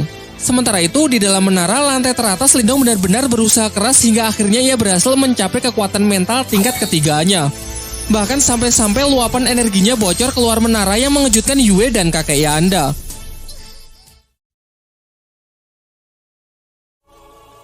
Terhitung sudah lebih dari 24 jam Lindong berada di dalam menara yang membuat Yue semakin cemas.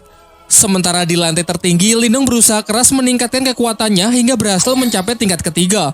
Bahkan pancaran energi nampak keluar dari menara tersebut.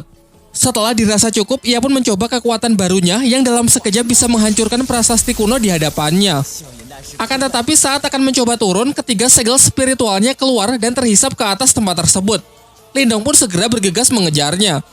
Di luar menara, Yue semakin cemas karena keberadaan Lindong tiba-tiba menghilang dari menara. Bahkan kakek Yanda sendiri mengaku bahwa ia juga tak tahu persis kemana Lindong pergi. Namun berdasarkan legenda, master spiritual Kotayan yang dahulu menciptakan menara ini sengaja membuat ruangan rahasia yang hanya dapat diakses oleh orang terpilih saja. Jadi kemungkinan Lindonglah orang yang dimaksud. Sementara itu, Lindong telah tiba di sebuah dimensi dan masih mengikuti ketiga segel kehidupannya yang membawanya ke sebuah prasasti kuno. Ketika ia semakin kebingungan, tiba-tiba ia mendengar suara dari tangannya yang ternyata itu adalah Marta si rubah putih dengan tampilan yang sedikit berbeda dari sebelumnya setelah menghisap kekuatan mutiara dulu di kolam surgawi. Marta menjelaskan bahwa benda di hadapannya disebut segel spiritual leluhur, yaitu salah satu segel spiritual langit dan bumi yang dikatakan milik para dewa. Diceritakan jika seseorang memiliki segel ini, maka ia akan menjadi petarung terkuat di dunia. Setelah menyampaikan penjelasannya, ia menyuruh Lindong untuk mengambil kembali tiga segel spiritualnya. Namun segel itu seakan melakukan perlawanan dan malah tertarik ke dalam prasasti kuno tersebut. Sesaat setelahnya, tiba-tiba dimensi itu perlahan berubah menunjukkan proyeksi dataran benua yang memberitahukan lokasi dari segel spiritual leluhur lainnya. Martha lalu memperingatkan Lindong agar informasi mengenai lokasi segel-segel itu jangan sampai diketahui oleh orang lain jika Lindong tak ingin bernasib sama dengannya. Singkat cerita, Lindong pun keluar dari menara menghampiri Yue dan kakek Yanda yang telah menunggunya. Diperlihatkan sang kakek sangat senang dan bangga karena Lindong telah membantunya memenangkan pertandingan. Bahkan Yue yang biasanya bersikap dingin kali ini juga mengungkapkan rasa terima kasihnya kepada Lindong. Namun tiba-tiba Qing Tan adik Lindong datang dengan wajah yang ketakutan. Ia mengabarkan bahwa rumah mereka sedang diserang oleh sekelompok orang tak dikenal yang tak sanggup diatasi oleh ayah dan kakeknya.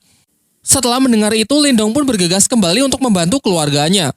Dan benar saja, terlihat sekelompok bandit yang kemarin malam sempat merampok rombongan klan Lin datang ke rumah Lindong dengan diketuai oleh seorang pria berambut putih yang bernama Guiyan.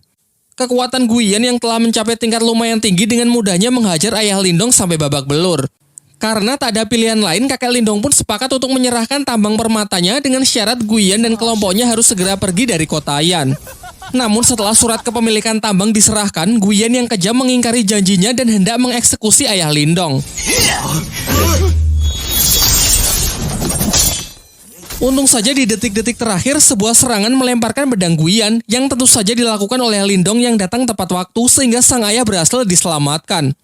Pada awalnya kakek Lindong mengajak Lindong bertarung bersama karena ia tahu level kekuatan dari Guiyan. Namun Lindong meyakinkannya kalau ia sendirian saja sudah cukup. Sekaligus ini akan menjadi kesempatan yang bagus untuk mencoba kekuatan barunya. Ia pun segera memulai serangan menggunakan ketiga diggernya yang ia kendalikan dengan teknik mental namun dapat ditangkis dan dihindari oleh Guiyan. Giliran Guiyan yang mencoba menyerang dengan pedangnya juga bisa ditahan oleh Lindong, memperlihatkan benturan hebat dari energi mental mereka. Ayah dan kakeknya yang menyaksikan pertarungan itu dibuat sangat terkejut dengan peningkatan kekuatan dari Lindong. Berbagai macam teknik pun ditunjukkan. Dengan kekuatannya, Guiyan melepaskan sejumlah energi membuat beberapa replika dari dirinya untuk melakukan serangan beruntun. Satu persatu teknik itu dapat dengan mudah Lindong patahkan, hingga Guiyan sangat kesal mengeluarkan teknik badai sitokin, menyebarkan serangan secara random yang sebagian bahkan mengenai pihaknya sendiri. Sementara Lindong juga tak menahan diri lagi dengan melepaskan teknik laser cahaya, versi lain dari gerbang ajaib yang memiliki daya hancur jauh lebih kuat. Dan benar saja, tak hanya dapat memblokir serangan dari Guiyan, teknik ini juga mampu menghancur leburkan lawannya hingga tak bersisa. Menyaksikan bosnya terbunuh tepat di hadapannya, para bandit lain pun segera pergi karena tak ingin bernasib sama. Setelah pertarungan usai, sampailah kakek Yanda dan Yue serta Qing Tan menyusul Lindong. Kakek Yanda menjelaskan bahwa kekuatan Lindong kini telah mengalami peningkatan yang sangat besar. Oleh karena itu, mulai sekarang tak ada lagi yang berani mengusik klan Lin. Pasca kejadian itu, Lindong dipercaya menjadi guru bela diri untuk melatih dan membimbing para anggota klan Lin lainnya. Bahkan sepupu yang dulu pernah merudungnya kini menunjukkan rasa respek dan hormatnya kepada Lindong. Di malam harinya ketika sedang berlatih, secara tak sengaja Lindong mendengar pembicaraan ayah dan kakeknya. Mereka tengah membahas mengenai klan utama yang akan segera datang berkunjung. Dari sini pun terungkap kalau klan Lin ternyata dibagi menjadi dua kategori, yaitu klan utama dan klan cabang. Di mana dalam tradisinya, klan cabang harus tunduk dan siap melayani klan utama. Tak lama setelah itu, si Oyan datang memberi isyarat kepada Lindong untuk mengikutinya. Sampailah ia di dalam sebuah ruangan, terlihat Qing Tan yang tak sadarkan diri dengan aura dingin yang menjalar ke seluruh tubuhnya. Di tengah kepanikannya, Martha keluar dan menjelaskan bahwa di dalam diri Qing Tan terserap roh iblis yang menolak energi dari Qing Tan sehingga terjadilah benturan sampai energinya keluar tak terkendali. Jika hal ini tidak segera diatasi, kemungkinan terburuk Qing Tan akan mati.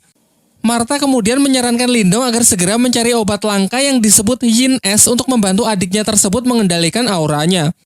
Besoknya Lindong berinisiatif pergi menemui Xuanzu mengingat terdapat banyak obat-obatan langka di tempat pelelangannya. Sesampainya di sana, Xuanzu menyambut baik Lindong dan memberinya sebuah obat langka yang disebut buah iblis merah sebagai hadiah atas keberhasilan Lindong mencapai kekuatan spiritual tingkat ketiga yang dinilai begitu cepat. Tak lupa Lindong menanyakan mengenai pil Yin Es, namun sangat mengecewakan karena Xuanzu mengaku bahwa ia tak mempunyai obat selangka itu. Xuanzu kemudian merekomendasikan obat alternatif yang memiliki khasiat sama yang bernama air liur iblis naga Yin. Ia menambahkan bahwa obat itu bisa Lindong temukan di pegunungan Tanyan, sebuah tempat yang disebut makam kuno Ranah Nirwana. Dan baru-baru ini ia mendengar kabar bahwa 4 klan besar yang salah satunya adalah klan utama dari klan Lin juga mengirimkan orang-orangnya untuk memeriksa tempat tersebut. Setelah mengetahui hal itu, Lindong pun segera pergi dan bertekad untuk pergi ke sana. Sesampainya ia di rumah, ia mengecek kembali kondisi Qing Tan yang sudah sedikit membaik. Namun untuk bisa sepenuhnya menyembuhkan penyakit dari adiknya tersebut, ia tetap harus pergi ke makam kuno untuk menemukan obatnya. Martha pun sepakat untuk membantunya dengan syarat jika di sana terdapat sesuatu yang bisa memulihkan jiwa iblisnya, Lindong harus membantu mengambilnya. Di tengah pembicaraan mereka, di luar Lindong mendengar keributan. Ternyata kerusuhan ini datang dari seorang perwakilan klan utama dari klan Lin yang menantang para petarung di klan cabang tersebut, yang menurutnya hanya sekumpulan sampah tidak berguna. Menanggapi hal itu, Lindong pun segera naik ke arena untuk menghancurkan kesombongan dari pemuda yang diketahui bernama Lin Chen. Sementara itu, senior dari Lin Chen, seorang wanita bernama Lin Ker, tengah diajak berkeliling bersama kakek Lindong. Dalam pembicaraan mereka, kakek Lindong meminta agar Lin Ker mengikut sertakan Lindong untuk pergi ke makam kuno agar cucunya tersebut bisa lebih mengasah kemampuannya. Pada awalnya, Lin Ker ragu karena beranggapan kalau para petarung di klan cabang tak lebih kuat dari klan utama, sehingga dikhawatirkan hanya akan menghambat perjalanannya saja. Namun secara kebetulan ia melihat Lindong dan Lin Chen yang akan bertarung, sehingga hasil pertarungan mereka akan ia jadikan sebagai bahan pertimbangan. Kembali ke arena, dengan penuh percaya diri, Lin Chen pun menantang Lindong bermaksud menunjukkan kekuatan dari klan Lin yang sesungguhnya. Di awal pertarungan, Lindong berusaha menjaga jarak untuk menganalisis gaya bertarung serta level dari lawannya terlebih dahulu. Setelah mengetahui lawannya tipe petarung jarak dekat, ia menyerangnya menggunakan pedang yang ia kendalikan menggunakan kekuatan mental dan berhasil menjatuhkan Lin Chen keluar arena.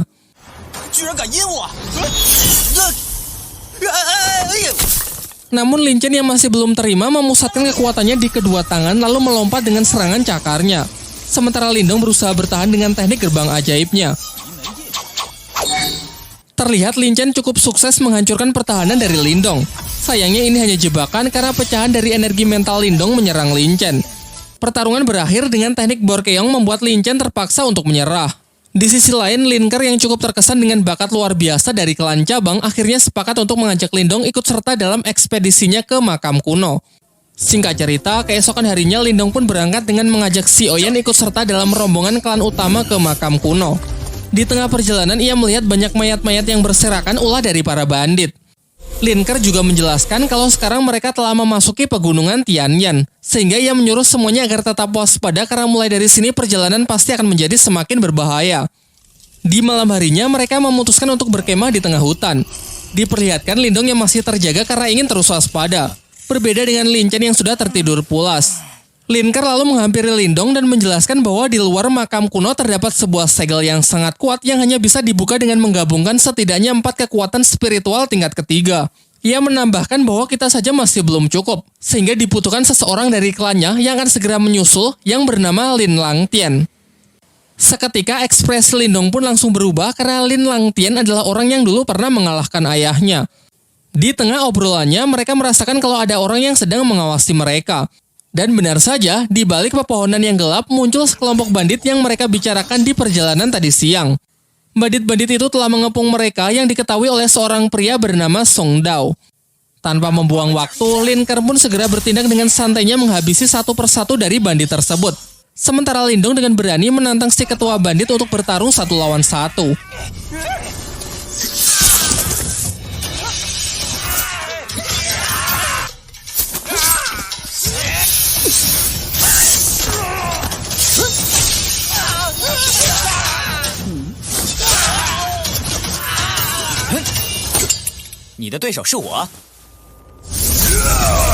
Song Dao pun melancarkan serangan dengan teknik yang ia sebut tinju harimau penghancur. Sedangkan Lindong segera merapalkan tekniknya yaitu gerbang ajaib level keempat.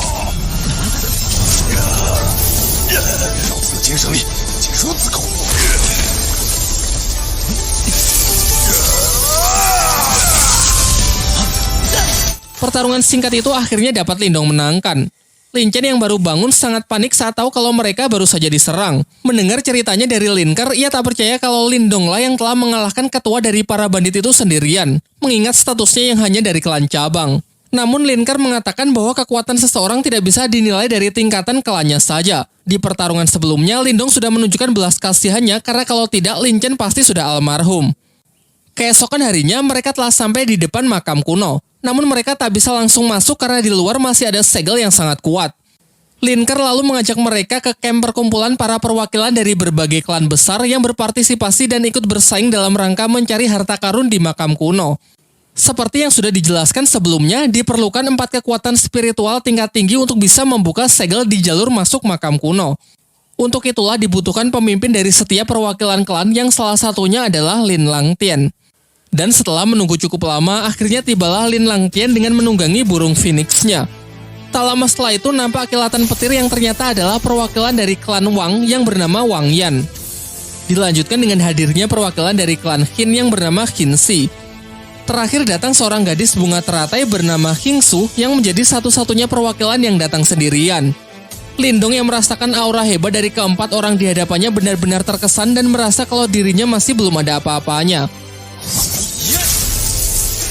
Setelah semuanya berkumpul, mereka berempat pun secara bergantian menyerang segel penghalang makam kuno tersebut dan berhasil menghancurkannya. Sesaat setelah jalan menuju makam kuno terbuka, tanpa membuang-buang waktu, mereka pun segera bergegas masuk untuk berlomba-lomba menemukan harta karun di sana. Sesampainya di dalam, di sana terdapat banyak jalur yang bisa dilalui. Lindong pun memilih jalur yang berbeda dari rombongan Lin Ke karena mengikuti saran dan arahan dari Martha. Setelah cukup lama berlari, ia sampai di sebuah pintu yang dilindungi oleh energi mental. Pada awalnya Lindong ingin menghancurkannya secara fisik, hingga Martha menyarankannya untuk membukanya cukup dengan mengalirinya menggunakan energi mental.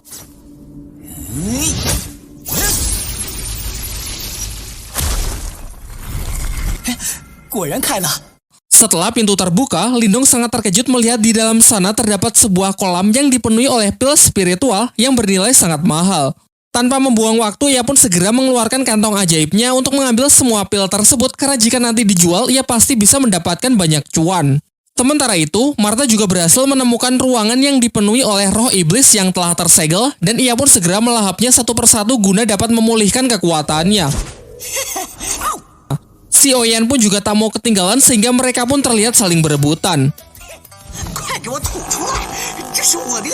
Di saat asik-asiknya panen mutiara roh iblis, tiba-tiba dari balik pintu terdengar suara beberapa orang dari klan Wang yang ingin menerobos masuk. Martha yang masih belum puas dan ingin memakan roh iblis lebih banyak lagi, menyuruh Lindong menahan pintu tersebut menggunakan energi mentalnya untuk beberapa saat. Sampai ketika ia sudah cukup kenyang, Martha membuka pintu di belakangnya dan mengajak Lindong untuk segera pergi. Di tempat lain, Lin Ke dan rombongannya berhasil masuk ke aula makam kuno di mana terdapat banyak senjata spiritual kuno yang tersegel di atas sana. Namun ia terlambat karena Wang Pan beserta rekan-rekannya sudah lebih dulu sampai dan kini sedang berusaha keras menghancurkan segel tersebut. Karena segala upayanya sia-sia, akhirnya mereka pun sepakat untuk bekerja sama demi menghancurkan segel itu dan membagi senjata kuno di dalamnya setelah segelnya berhasil dihancurkan. Tetapi di dalam hati mereka masing-masing tetap memiliki niat licik untuk memonopoli semua senjata tersebut karena kedua klan ini dari awal memang sudah tidak saling percaya. Tak lama setelah itu, Lindong juga datang menyusul dan segera membantu klannya. Diperdengarkan dari dalam dirinya, Martha menyarankan agar Lindong mengambil senjata tombak di sebelah kiri. Lindong pun menurutinya karena percaya Martha memiliki mata yang sangat tajam terkait kekuatan spiritual. Singkat cerita, segel itu pun hancur dan senjata-senjata kuno di dalamnya melesat tak beraturan. Semua orang pun berpencar untuk menangkap senjata yang diinginkan. Sementara Lindong mengikuti instruksi dari Martha untuk bergegas mengambil tombak yang ia pilih. Di saat ia tengah berusaha keras, Wang Pan mengganggunya karena ternyata ia juga menginginkan senjata kuno sama seperti Lindong, sehingga pertarungan pun tak terhindarkan.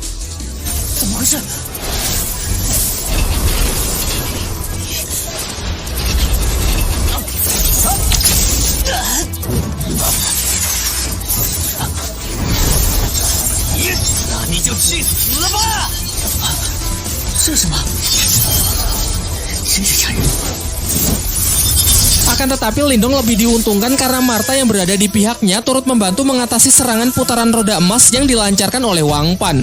Sampai akhirnya Lindong pun berhasil menangkap senjata kuno tersebut dan langsung meneteskan darahnya ke batang tombak agar tombak itu bisa mendapatkan tuannya. Sementara Wang Pan yang sangat kesal segera menyerang Lindong dengan kekuatan penuhnya. Namun dapat Lindong tangkis dengan senjata barunya yang memiliki nama tombak pencakar langit.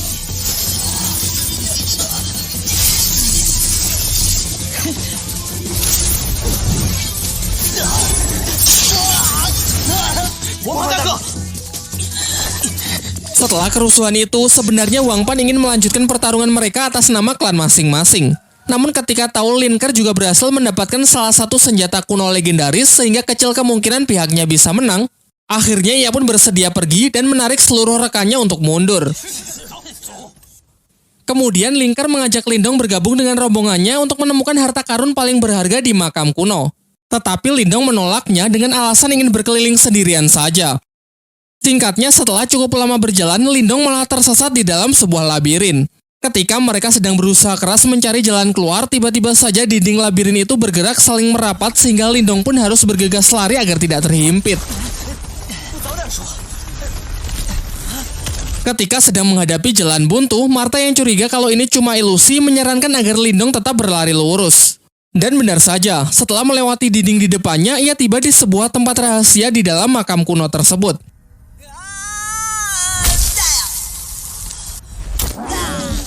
Di sana mereka melihat sebuah patung spiritual namun dalam kondisi yang tidak aktif dan tubuh yang terpecah-pecah. Diceritakan kalau patung spiritual termasuk ke dalam senjata kuno yang dapat dikendalikan oleh orang yang memiliki energi spiritual tingkat tinggi. Karena dinilai tidak berbahaya, Lindong pun mengabaikan patung tersebut dan lebih fokus pada benda bercahaya di depannya. Ternyata benda bercahaya itu adalah obat yang Lindong cari selama ini, yakni air liur naga iblis. Akan tetapi harus ekstra hati-hati saat mengambilnya, karena benda itu berada di tengah kolam air es yang dapat membekukan apa saja dalam sekejap.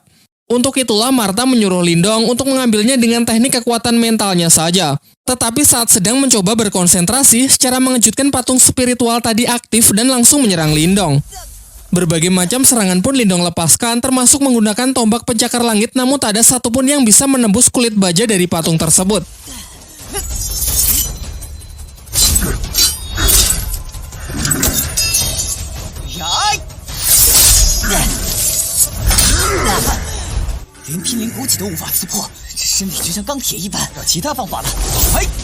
Sampai Lindong baru menyadari bahwa inti energi dari patung spiritual tersebut tepat berada di belakang kepalanya. Sehingga untuk mengalahkannya cukup menekan titik tersebut.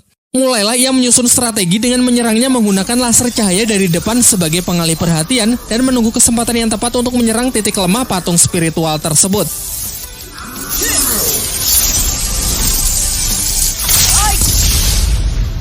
Setelah berhasil melumpuhkan si patung spiritual, Lindong kembali berkonsentrasi dan berhasil mendapatkan air liur iblis naga yang bisa ia gunakan untuk mengobati Ching Tan.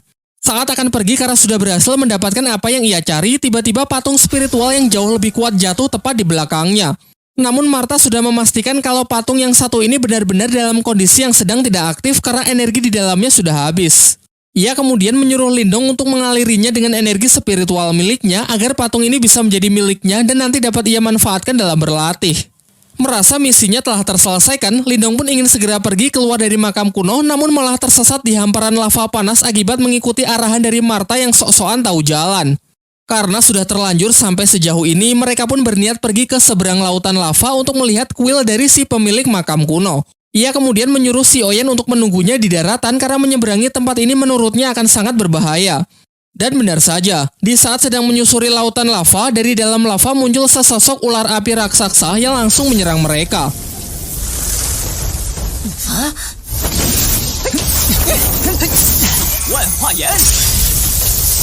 Awalnya Lindong sangat kesulitan mengatasinya karena setiap serangan yang ia lancarkan justru ditelan oleh ular tersebut. Untung saja setelah mengikuti bimbingan dari Martha, yaitu dengan mengaliri tombak pencakar langit menggunakan energi murni Lindong, membuat senjata kuno tersebut menjadi jauh lebih efektif untuk menghancurkan ular api di hadapannya.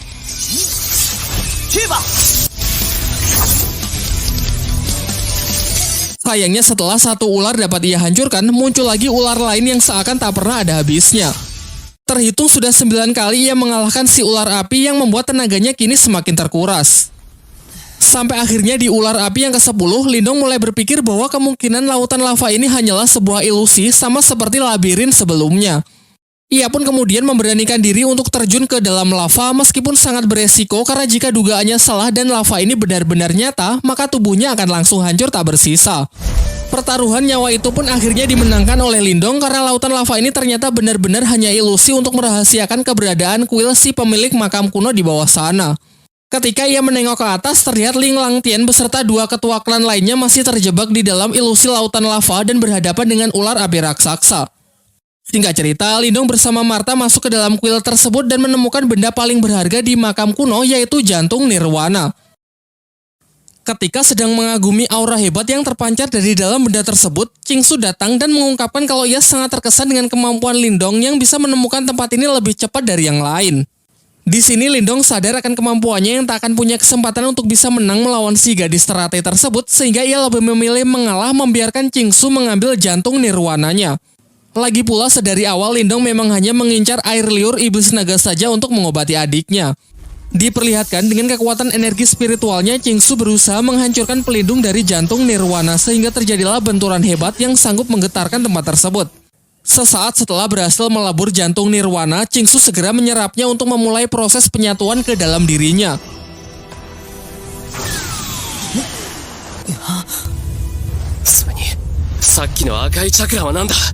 Sementara itu, Lindong yang masih melihat-lihat seisi ruangan secara tak sengaja menemukan peti mati dari si pemilik makam kuno dan ia pun menyampaikan rasa terima kasihnya di hadapan peti mati tersebut.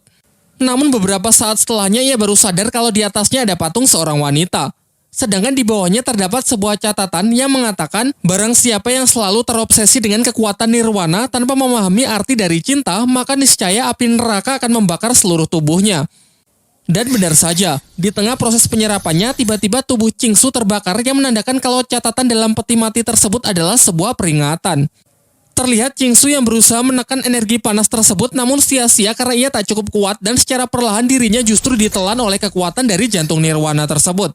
Kekuatannya pun mulai lepas kendali dengan menyerang peti mati di kuil tersebut.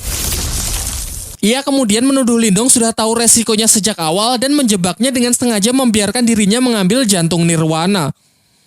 Lindong pun berusaha menjelaskan kalau dirinya juga baru tahu setelah membaca catatan di dalam peti mati si pemilik makam kuno. Dengan sisa kesadarannya, Qingsu meminta Lindong untuk meminjamkan inti energi spiritual miliknya guna menyeimbangkan luapan energi yang tak terkendali tersebut. Ia berjanji kalau nanti akan ia ganti berkali-kali lipat. Namun Martha melarang Lindong dengan mengatakan jika Lindong menyerahkan inti energi spiritual miliknya, maka kekuatan dari latihannya selama ini akan musnah begitu saja dan mustahil bisa dipulihkan lagi. Takut akan hal itu, Lindong pun segera bergegas keluar kuil, namun Qingsu mencegahnya dan berniat mengambil inti energi Lindong secara paksa. Di tengah keributan mereka, tiba-tiba muncul sesosok pria misterius yang ternyata adalah sisa jiwa dari si pemilik makam kuno yang bangkit kembali setelah peti matinya dihancurkan. Pada awalnya si pemilik makam kuno mengira kalau Qingsu dan Lindong adalah pasangan kekasih. Namun mereka langsung menepisnya dengan mengatakan kalau mereka baru saja bertemu.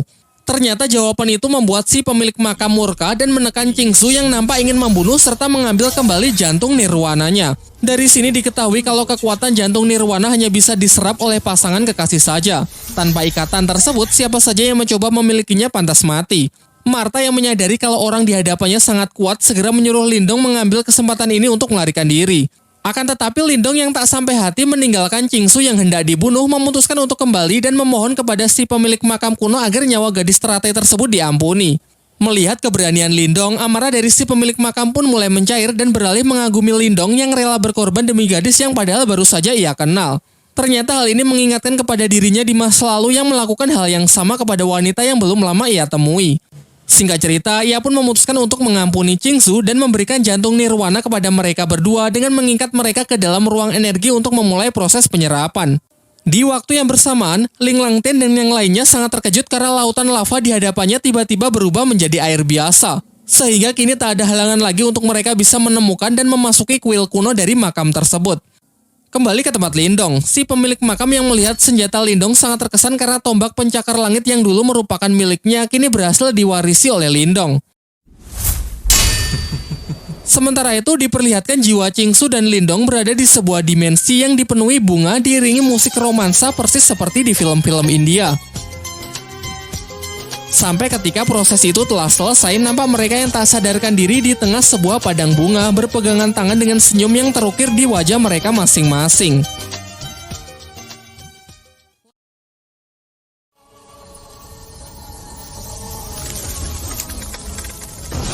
Setelah proses selesai, Lindong segera keluar dari kepulan asap dan berlari meninggalkan kuil. Dari arah belakang, Qingsu yang sangat marah menyerangnya dan mengatakan kalau Lindong harus mati karena telah berani menodainya.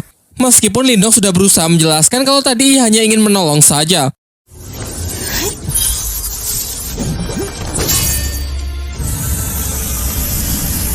Ketika Qingsu sudah berhasil mencekik Lindong dan nyaris membunuhnya, ia teringat perasaan hangat saat bersama Lindong yang membuat hatinya perlahan mulai luluh. Di tengah keributan tersebut, Ling Langtian beserta dua ketua tim lainnya sudah sampai dan langsung menerobos ke dalam kuil untuk mengambil jantung Nirwana. Dan tentu saja benda tersebut sudah tidak ada. Tetapi mereka nampak tak keberatan jika memang Qingsu yang lebih awal sampai dan mengambil jantung Nirwana tersebut terlebih dahulu. Setelah percakapan singkat itu, Qingsu menarik tangan Lindong dan berbisik tentang urusan dengan Lindong yang belum selesai. Di waktu yang bersamaan, Lin Ke dan para anggota klan lainnya datang ke kuil makam kuno. Diperlihatkan, Wang Pan mengadukan kepada seniornya yang bernama Wang Yan kalau Lindonglah yang telah berebut senjata spiritual miliknya, yakni tombak pencakar langit. Qingsu yang tak ingin ikut campur dalam pertikaian itu sehingga memutuskan untuk keluar terlebih dahulu dan menunda urusannya dengan Lindong. Sementara Lindong menanggapi tuduhan tersebut, tegas mengatakan kalau sejak awal seluruh benda di makam kuno bukan milik siapapun, sehingga karena ialah yang mengambilnya terlebih dahulu, maka benda tersebut otomatis menjadi miliknya. Akan tetapi Wang Yan yang sama sekali tidak peduli dengan argumen Lindong, ia tetap ingin Lindong menyerahkan senjata tersebut kepada juniornya sebelum Lindong menyesal. Di sisinya, Ling Ke mencoba membela Lindong dan bersedia bersaksi bahwa Lindong memang tidak bersalah. Namun ucapannya tersebut justru dihentikan oleh Lin Langtian. Terlebih lagi saat tahu kalau Lindong hanyalah anggota dari klan cabang, ia malah ikut mengintimidasinya karena merasa kalau Lindong hanya mempermalukan nama baik dari klannya saja. Lin Langtian kemudian memerintahkan Lindong agar meminta maaf kepada klan Wang dan menyerahkan tombak pencakar langit tersebut kepada Wang Pan. Bukannya menurut, Lindong pun malah dibuat semakin emosi mengingat ia sebenarnya juga menyimpan dendam kepada Lin Langtian yang dulu pernah mengalahkan ayahnya. Namun sayangnya sampai detik ini perbedaan kekuatan mereka masih terlalu jauh. Terlihat hanya dengan hentakan kaki ia bisa mengintimidasi seluruh ruangan. Dilanjutkan dengan serangan bola api tingkat tinggi yang benar-benar mampu menekan Lindong. Walaupun ia sudah bertahan menggunakan senjata spiritualnya. Diperdengarkan dari dalam dirinya, Martha mengatakan jika Lindong mengerahkan seluruh kekuatannya sekarang, maka persentase ia menang hanyalah 20%. Kecilnya kemungkinan tersebut membuat Lindong sadar betapa besarnya perbedaan kekuatan di antara mereka sampai saat ini. Sementara itu dengan sombongnya, Ling Langtian mengatakan bahwa ia akan memberikan Lindong satu kesempatan lagi, yaitu jika Lindong bisa lolos dari tekanan kekuatan spiritual yang ia buat dan berhasil keluar dari kuil, maka masalah ini akan dinyatakan selesai. Masih mencoba membantu Lindong, namun kali ini Ling Ke menyarankan agar Lindong menyerah saja karena tak mungkin ia bisa menahan tekanan spiritual dari Ling Langtian.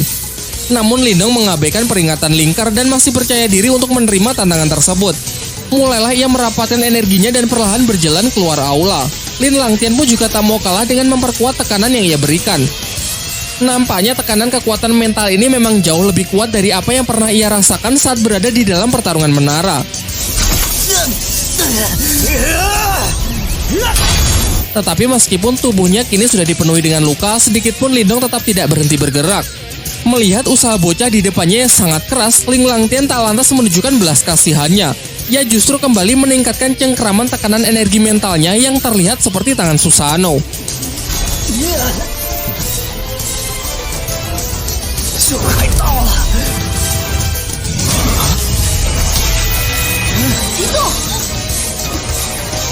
Ketika Lindong sudah benar-benar kehabisan tenaga dan nyaris hilang kesadaran, ia teringat mengenai adik dan keluarganya yang seketika membangkitkan semangat dan energinya sehingga ia berhasil menang dengan menginjakan kakinya tepat di luar kuil.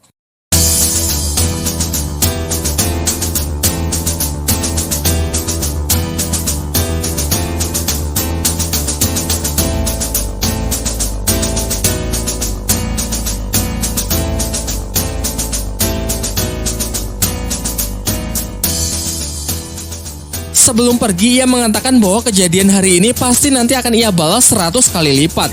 Sementara di dalam kuil, semuanya dibuat sangat terkejut melihat Lindong yang mampu lolos dari cengkeraman kekuatan mental tingkat tinggi dari Ling Langtian. Singkat cerita, setelah keluar dari makam kuno, Lindong bermeditasi dalam waktu yang cukup lama untuk memulihkan dirinya. Diperlihatkan, emosi Lindong yang meluap-luap ingin segera membalas perbuatan dari Ling Langtian dalam waktu 2 tahun dari sekarang. Namun dengan berat hati, Martha mengatakan kalau 2 tahun saja tak akan cukup karena perbedaan kekuatan mereka yang benar-benar terlampau jauh. Lagi pula 2 tahun lagi pasti kekuatan dari Ling Langtian juga akan meningkat. Seketika dalam keputusasaannya, Lindong teringat dengan lokasi segel kuno saat ia berada di puncak pertarungan menara. Diceritakan jika ia berhasil mendapatkannya, ia akan punya kesempatan untuk menandingi kekuatan dari Ling Langtian.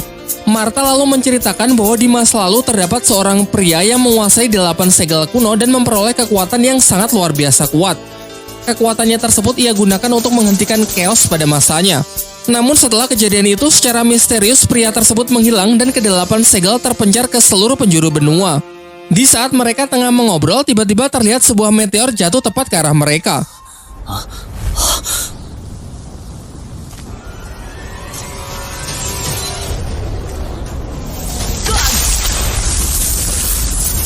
Dan ternyata bukannya meteor, melainkan tombak naga emas milik Wang Yan, ketua klan Wang yang tadi sempat bersinggung tegang dengan Lindong.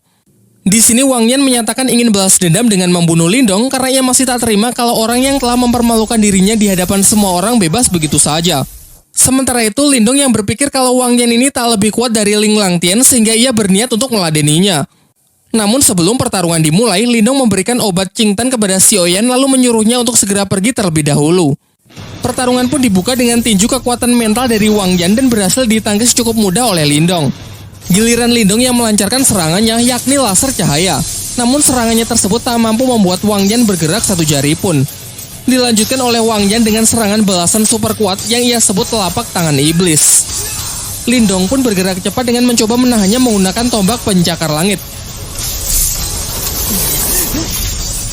Dari sini ia baru sadar bahwa pemilik makam kuno telah menanamkan beberapa teknik rahasia sehingga kini tombaknya menjadi jauh lebih kuat. Akibatnya serangan Wang Yan pun dapat ia pukul mundur, dilanjutkan dengan hantaman keras dari teknik mental transformasi berwujud seekor ikan biru.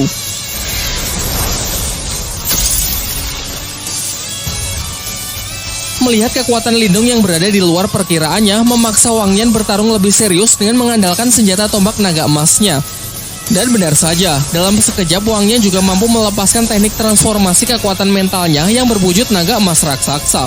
Di sisi Lindong, Martha pun memberikan peringatan keras kalau itu bukanlah serangan yang bisa Lindong tahan dengan hanya teknik biasa.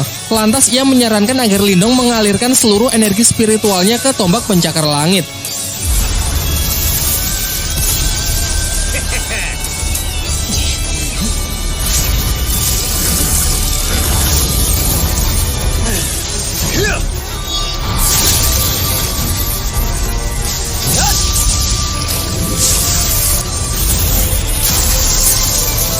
Bentrokan kekuatan dahsyat tersebut melemparkan Lindong menghantam keras batu jauh di belakangnya. Sama halnya dengan Wang Yan yang juga jatuh syok menyaksikan bocah di hadapannya mampu mengimbangi serangan pamungkasnya. Ia makin kesal dong, dilancarkanlah serangan jarak dekat untuk segera menghabisi Lindong.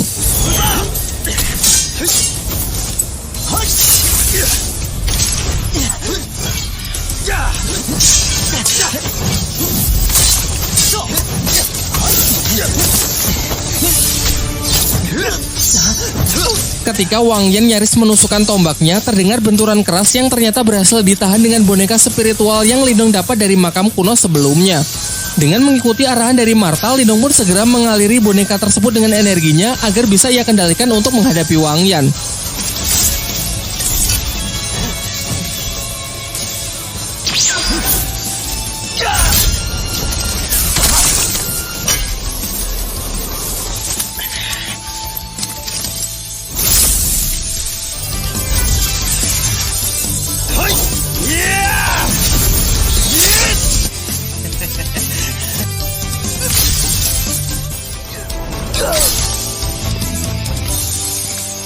Di saat pertarungan telah berakhir, Lindong berniat langsung membunuh Wang Yan, namun sebuah penghalang ungu misterius mencegahnya. Ternyata penghalang tersebut milik seorang pria parubaya yang bernama Shen Long yang merupakan guru sekaligus pengawal dari Wang Yan. Shen Long pun menjalankan perintah dari Wang Yan untuk segera merapalkan sebuah teknik super kuat yang bahkan tak sanggup ditahan oleh boneka spiritualnya. Inilah definisi kukira Baiwan ternyata bawa kawan, membuat Lindong terpaksa mundur karena tenaganya telah banyak terkuras dalam duelnya melawan Wang Yan.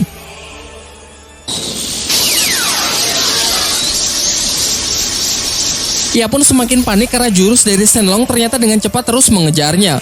Martha pun juga berusaha bertindak dengan menyuruh Lindong mengaliri segala rubah di tangannya agar ia bisa membantu melenyapkan serangan yang mengejarnya tersebut.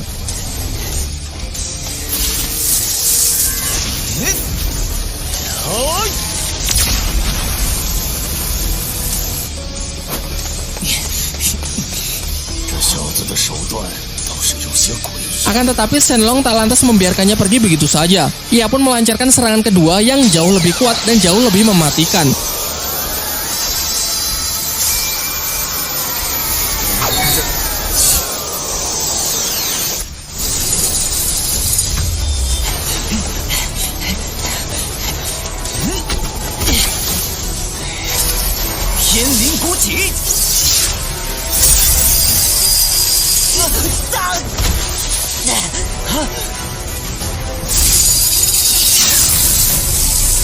Di detik-detik sebelum serangan itu melenyapkan Lindong, Qingsu si gadis teratai datang dan berhasil menyelamatkan Lindong.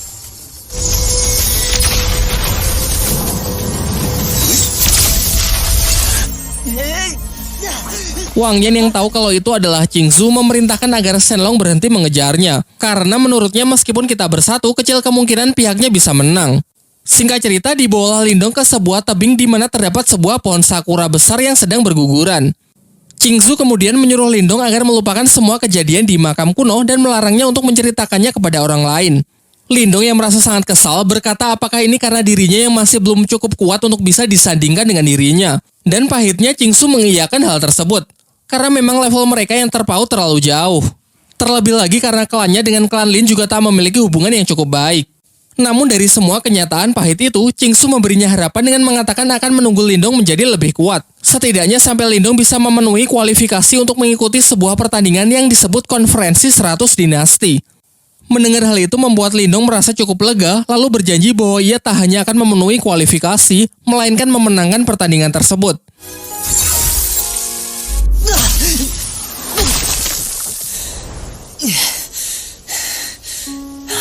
Setelah memberikan salam perpisahan, Qingsu pun bergegas pergi. Setibanya di rumah, Lindong segera menyuruh Qingtan bermeditasi untuk memulai proses penyembuhan menggunakan air liur naga yang ia dapat dari makam kuno. Namun sebelum itu, Martha sempat memperingatkan bahwa roh iblis di dalam diri adiknya tersebut sangatlah kuat, dan jika proses ini gagal, maka kemungkinan terburuk Qingtan bisa mati. Akhirnya proses pun dimulai setelah Lindong berjanji bahwa ia akan menemani dan mengawal adiknya sampai proses tersebut selesai.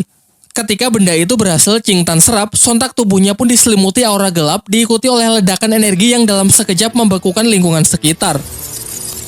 Seusai seluruh energi dan jiwa iblis yang selama ini bersemayam di tubuh Qingtan keluar, Lindong bergerak cepat untuk membawa adiknya yang pingsan ke tempat yang aman. Baru setelah itu, Lindong pun bertekad kuat melindungi adiknya dan melenyapkan roh iblis tersebut dengan mengandalkan tombak penyakar langit miliknya. Martha berpesan agar sangat berhati-hati karena satu serangan saja bisa langsung membekukan seluruh tubuh Lindong. Oleh karena itu, ia akan tetap berusaha menjaga jarak dengan hanya melancarkan serangan dari jarak jauh. Namun serangan teknik mental Lindong yang berbentuk ular piton raksasa seketika langsung menjadi es dan hancur begitu saja. Bahkan serangan makhluk itu juga sama sekali tidak bisa ia tangkis sehingga Lindong hanya bisa lari dan menghindar saja. Sampai ketika sudah terdesak, ia baru sadar bahwa teknik laser cahaya miliknya adalah tipe api, sehingga bisa dikatakan tekniknya tersebut akan sangat efektif untuk digunakan melawan iblis es tersebut. Ia pun memodifikasi tekniknya menjadi tinju api, dan benar saja serangan tersebut memang benar-benar bisa meng-counter serangan es dari sang roh iblis. Di akhir pertarungan, Lindong yang telah berhasil menyegel roh iblis itu menggunakan belenggu api, menyuruh Qingtan untuk segera menyerap energi spiritualnya kembali dan memfilter menggunakan obat yang telah ia makan agar kekuatan spiritualnya bisa ia kendalikan. Singkat cerita, proses berjalan lancar dan kini Qingtan telah bisa mengendalikan kekuatannya yang dikatakan sudah hampir setara dengan Lindong. Qingtanmu sangat senang karena sekarang tak lagi hanya menjadi beban, ingin ikut serta pergi berkelana bersama Lindong. Namun Lindong mengatakan bahwa ia akan lebih tenang jika Qingtan tetap tinggal untuk menjaga klannya selagi ia tak berada di rumah. Keesokan harinya bersama Martha dan Xiaoyan, Lindong pun berangkat untuk mencari segel spiritual leluhur demi lebih mengupgrade kekuatannya. Dan tamat.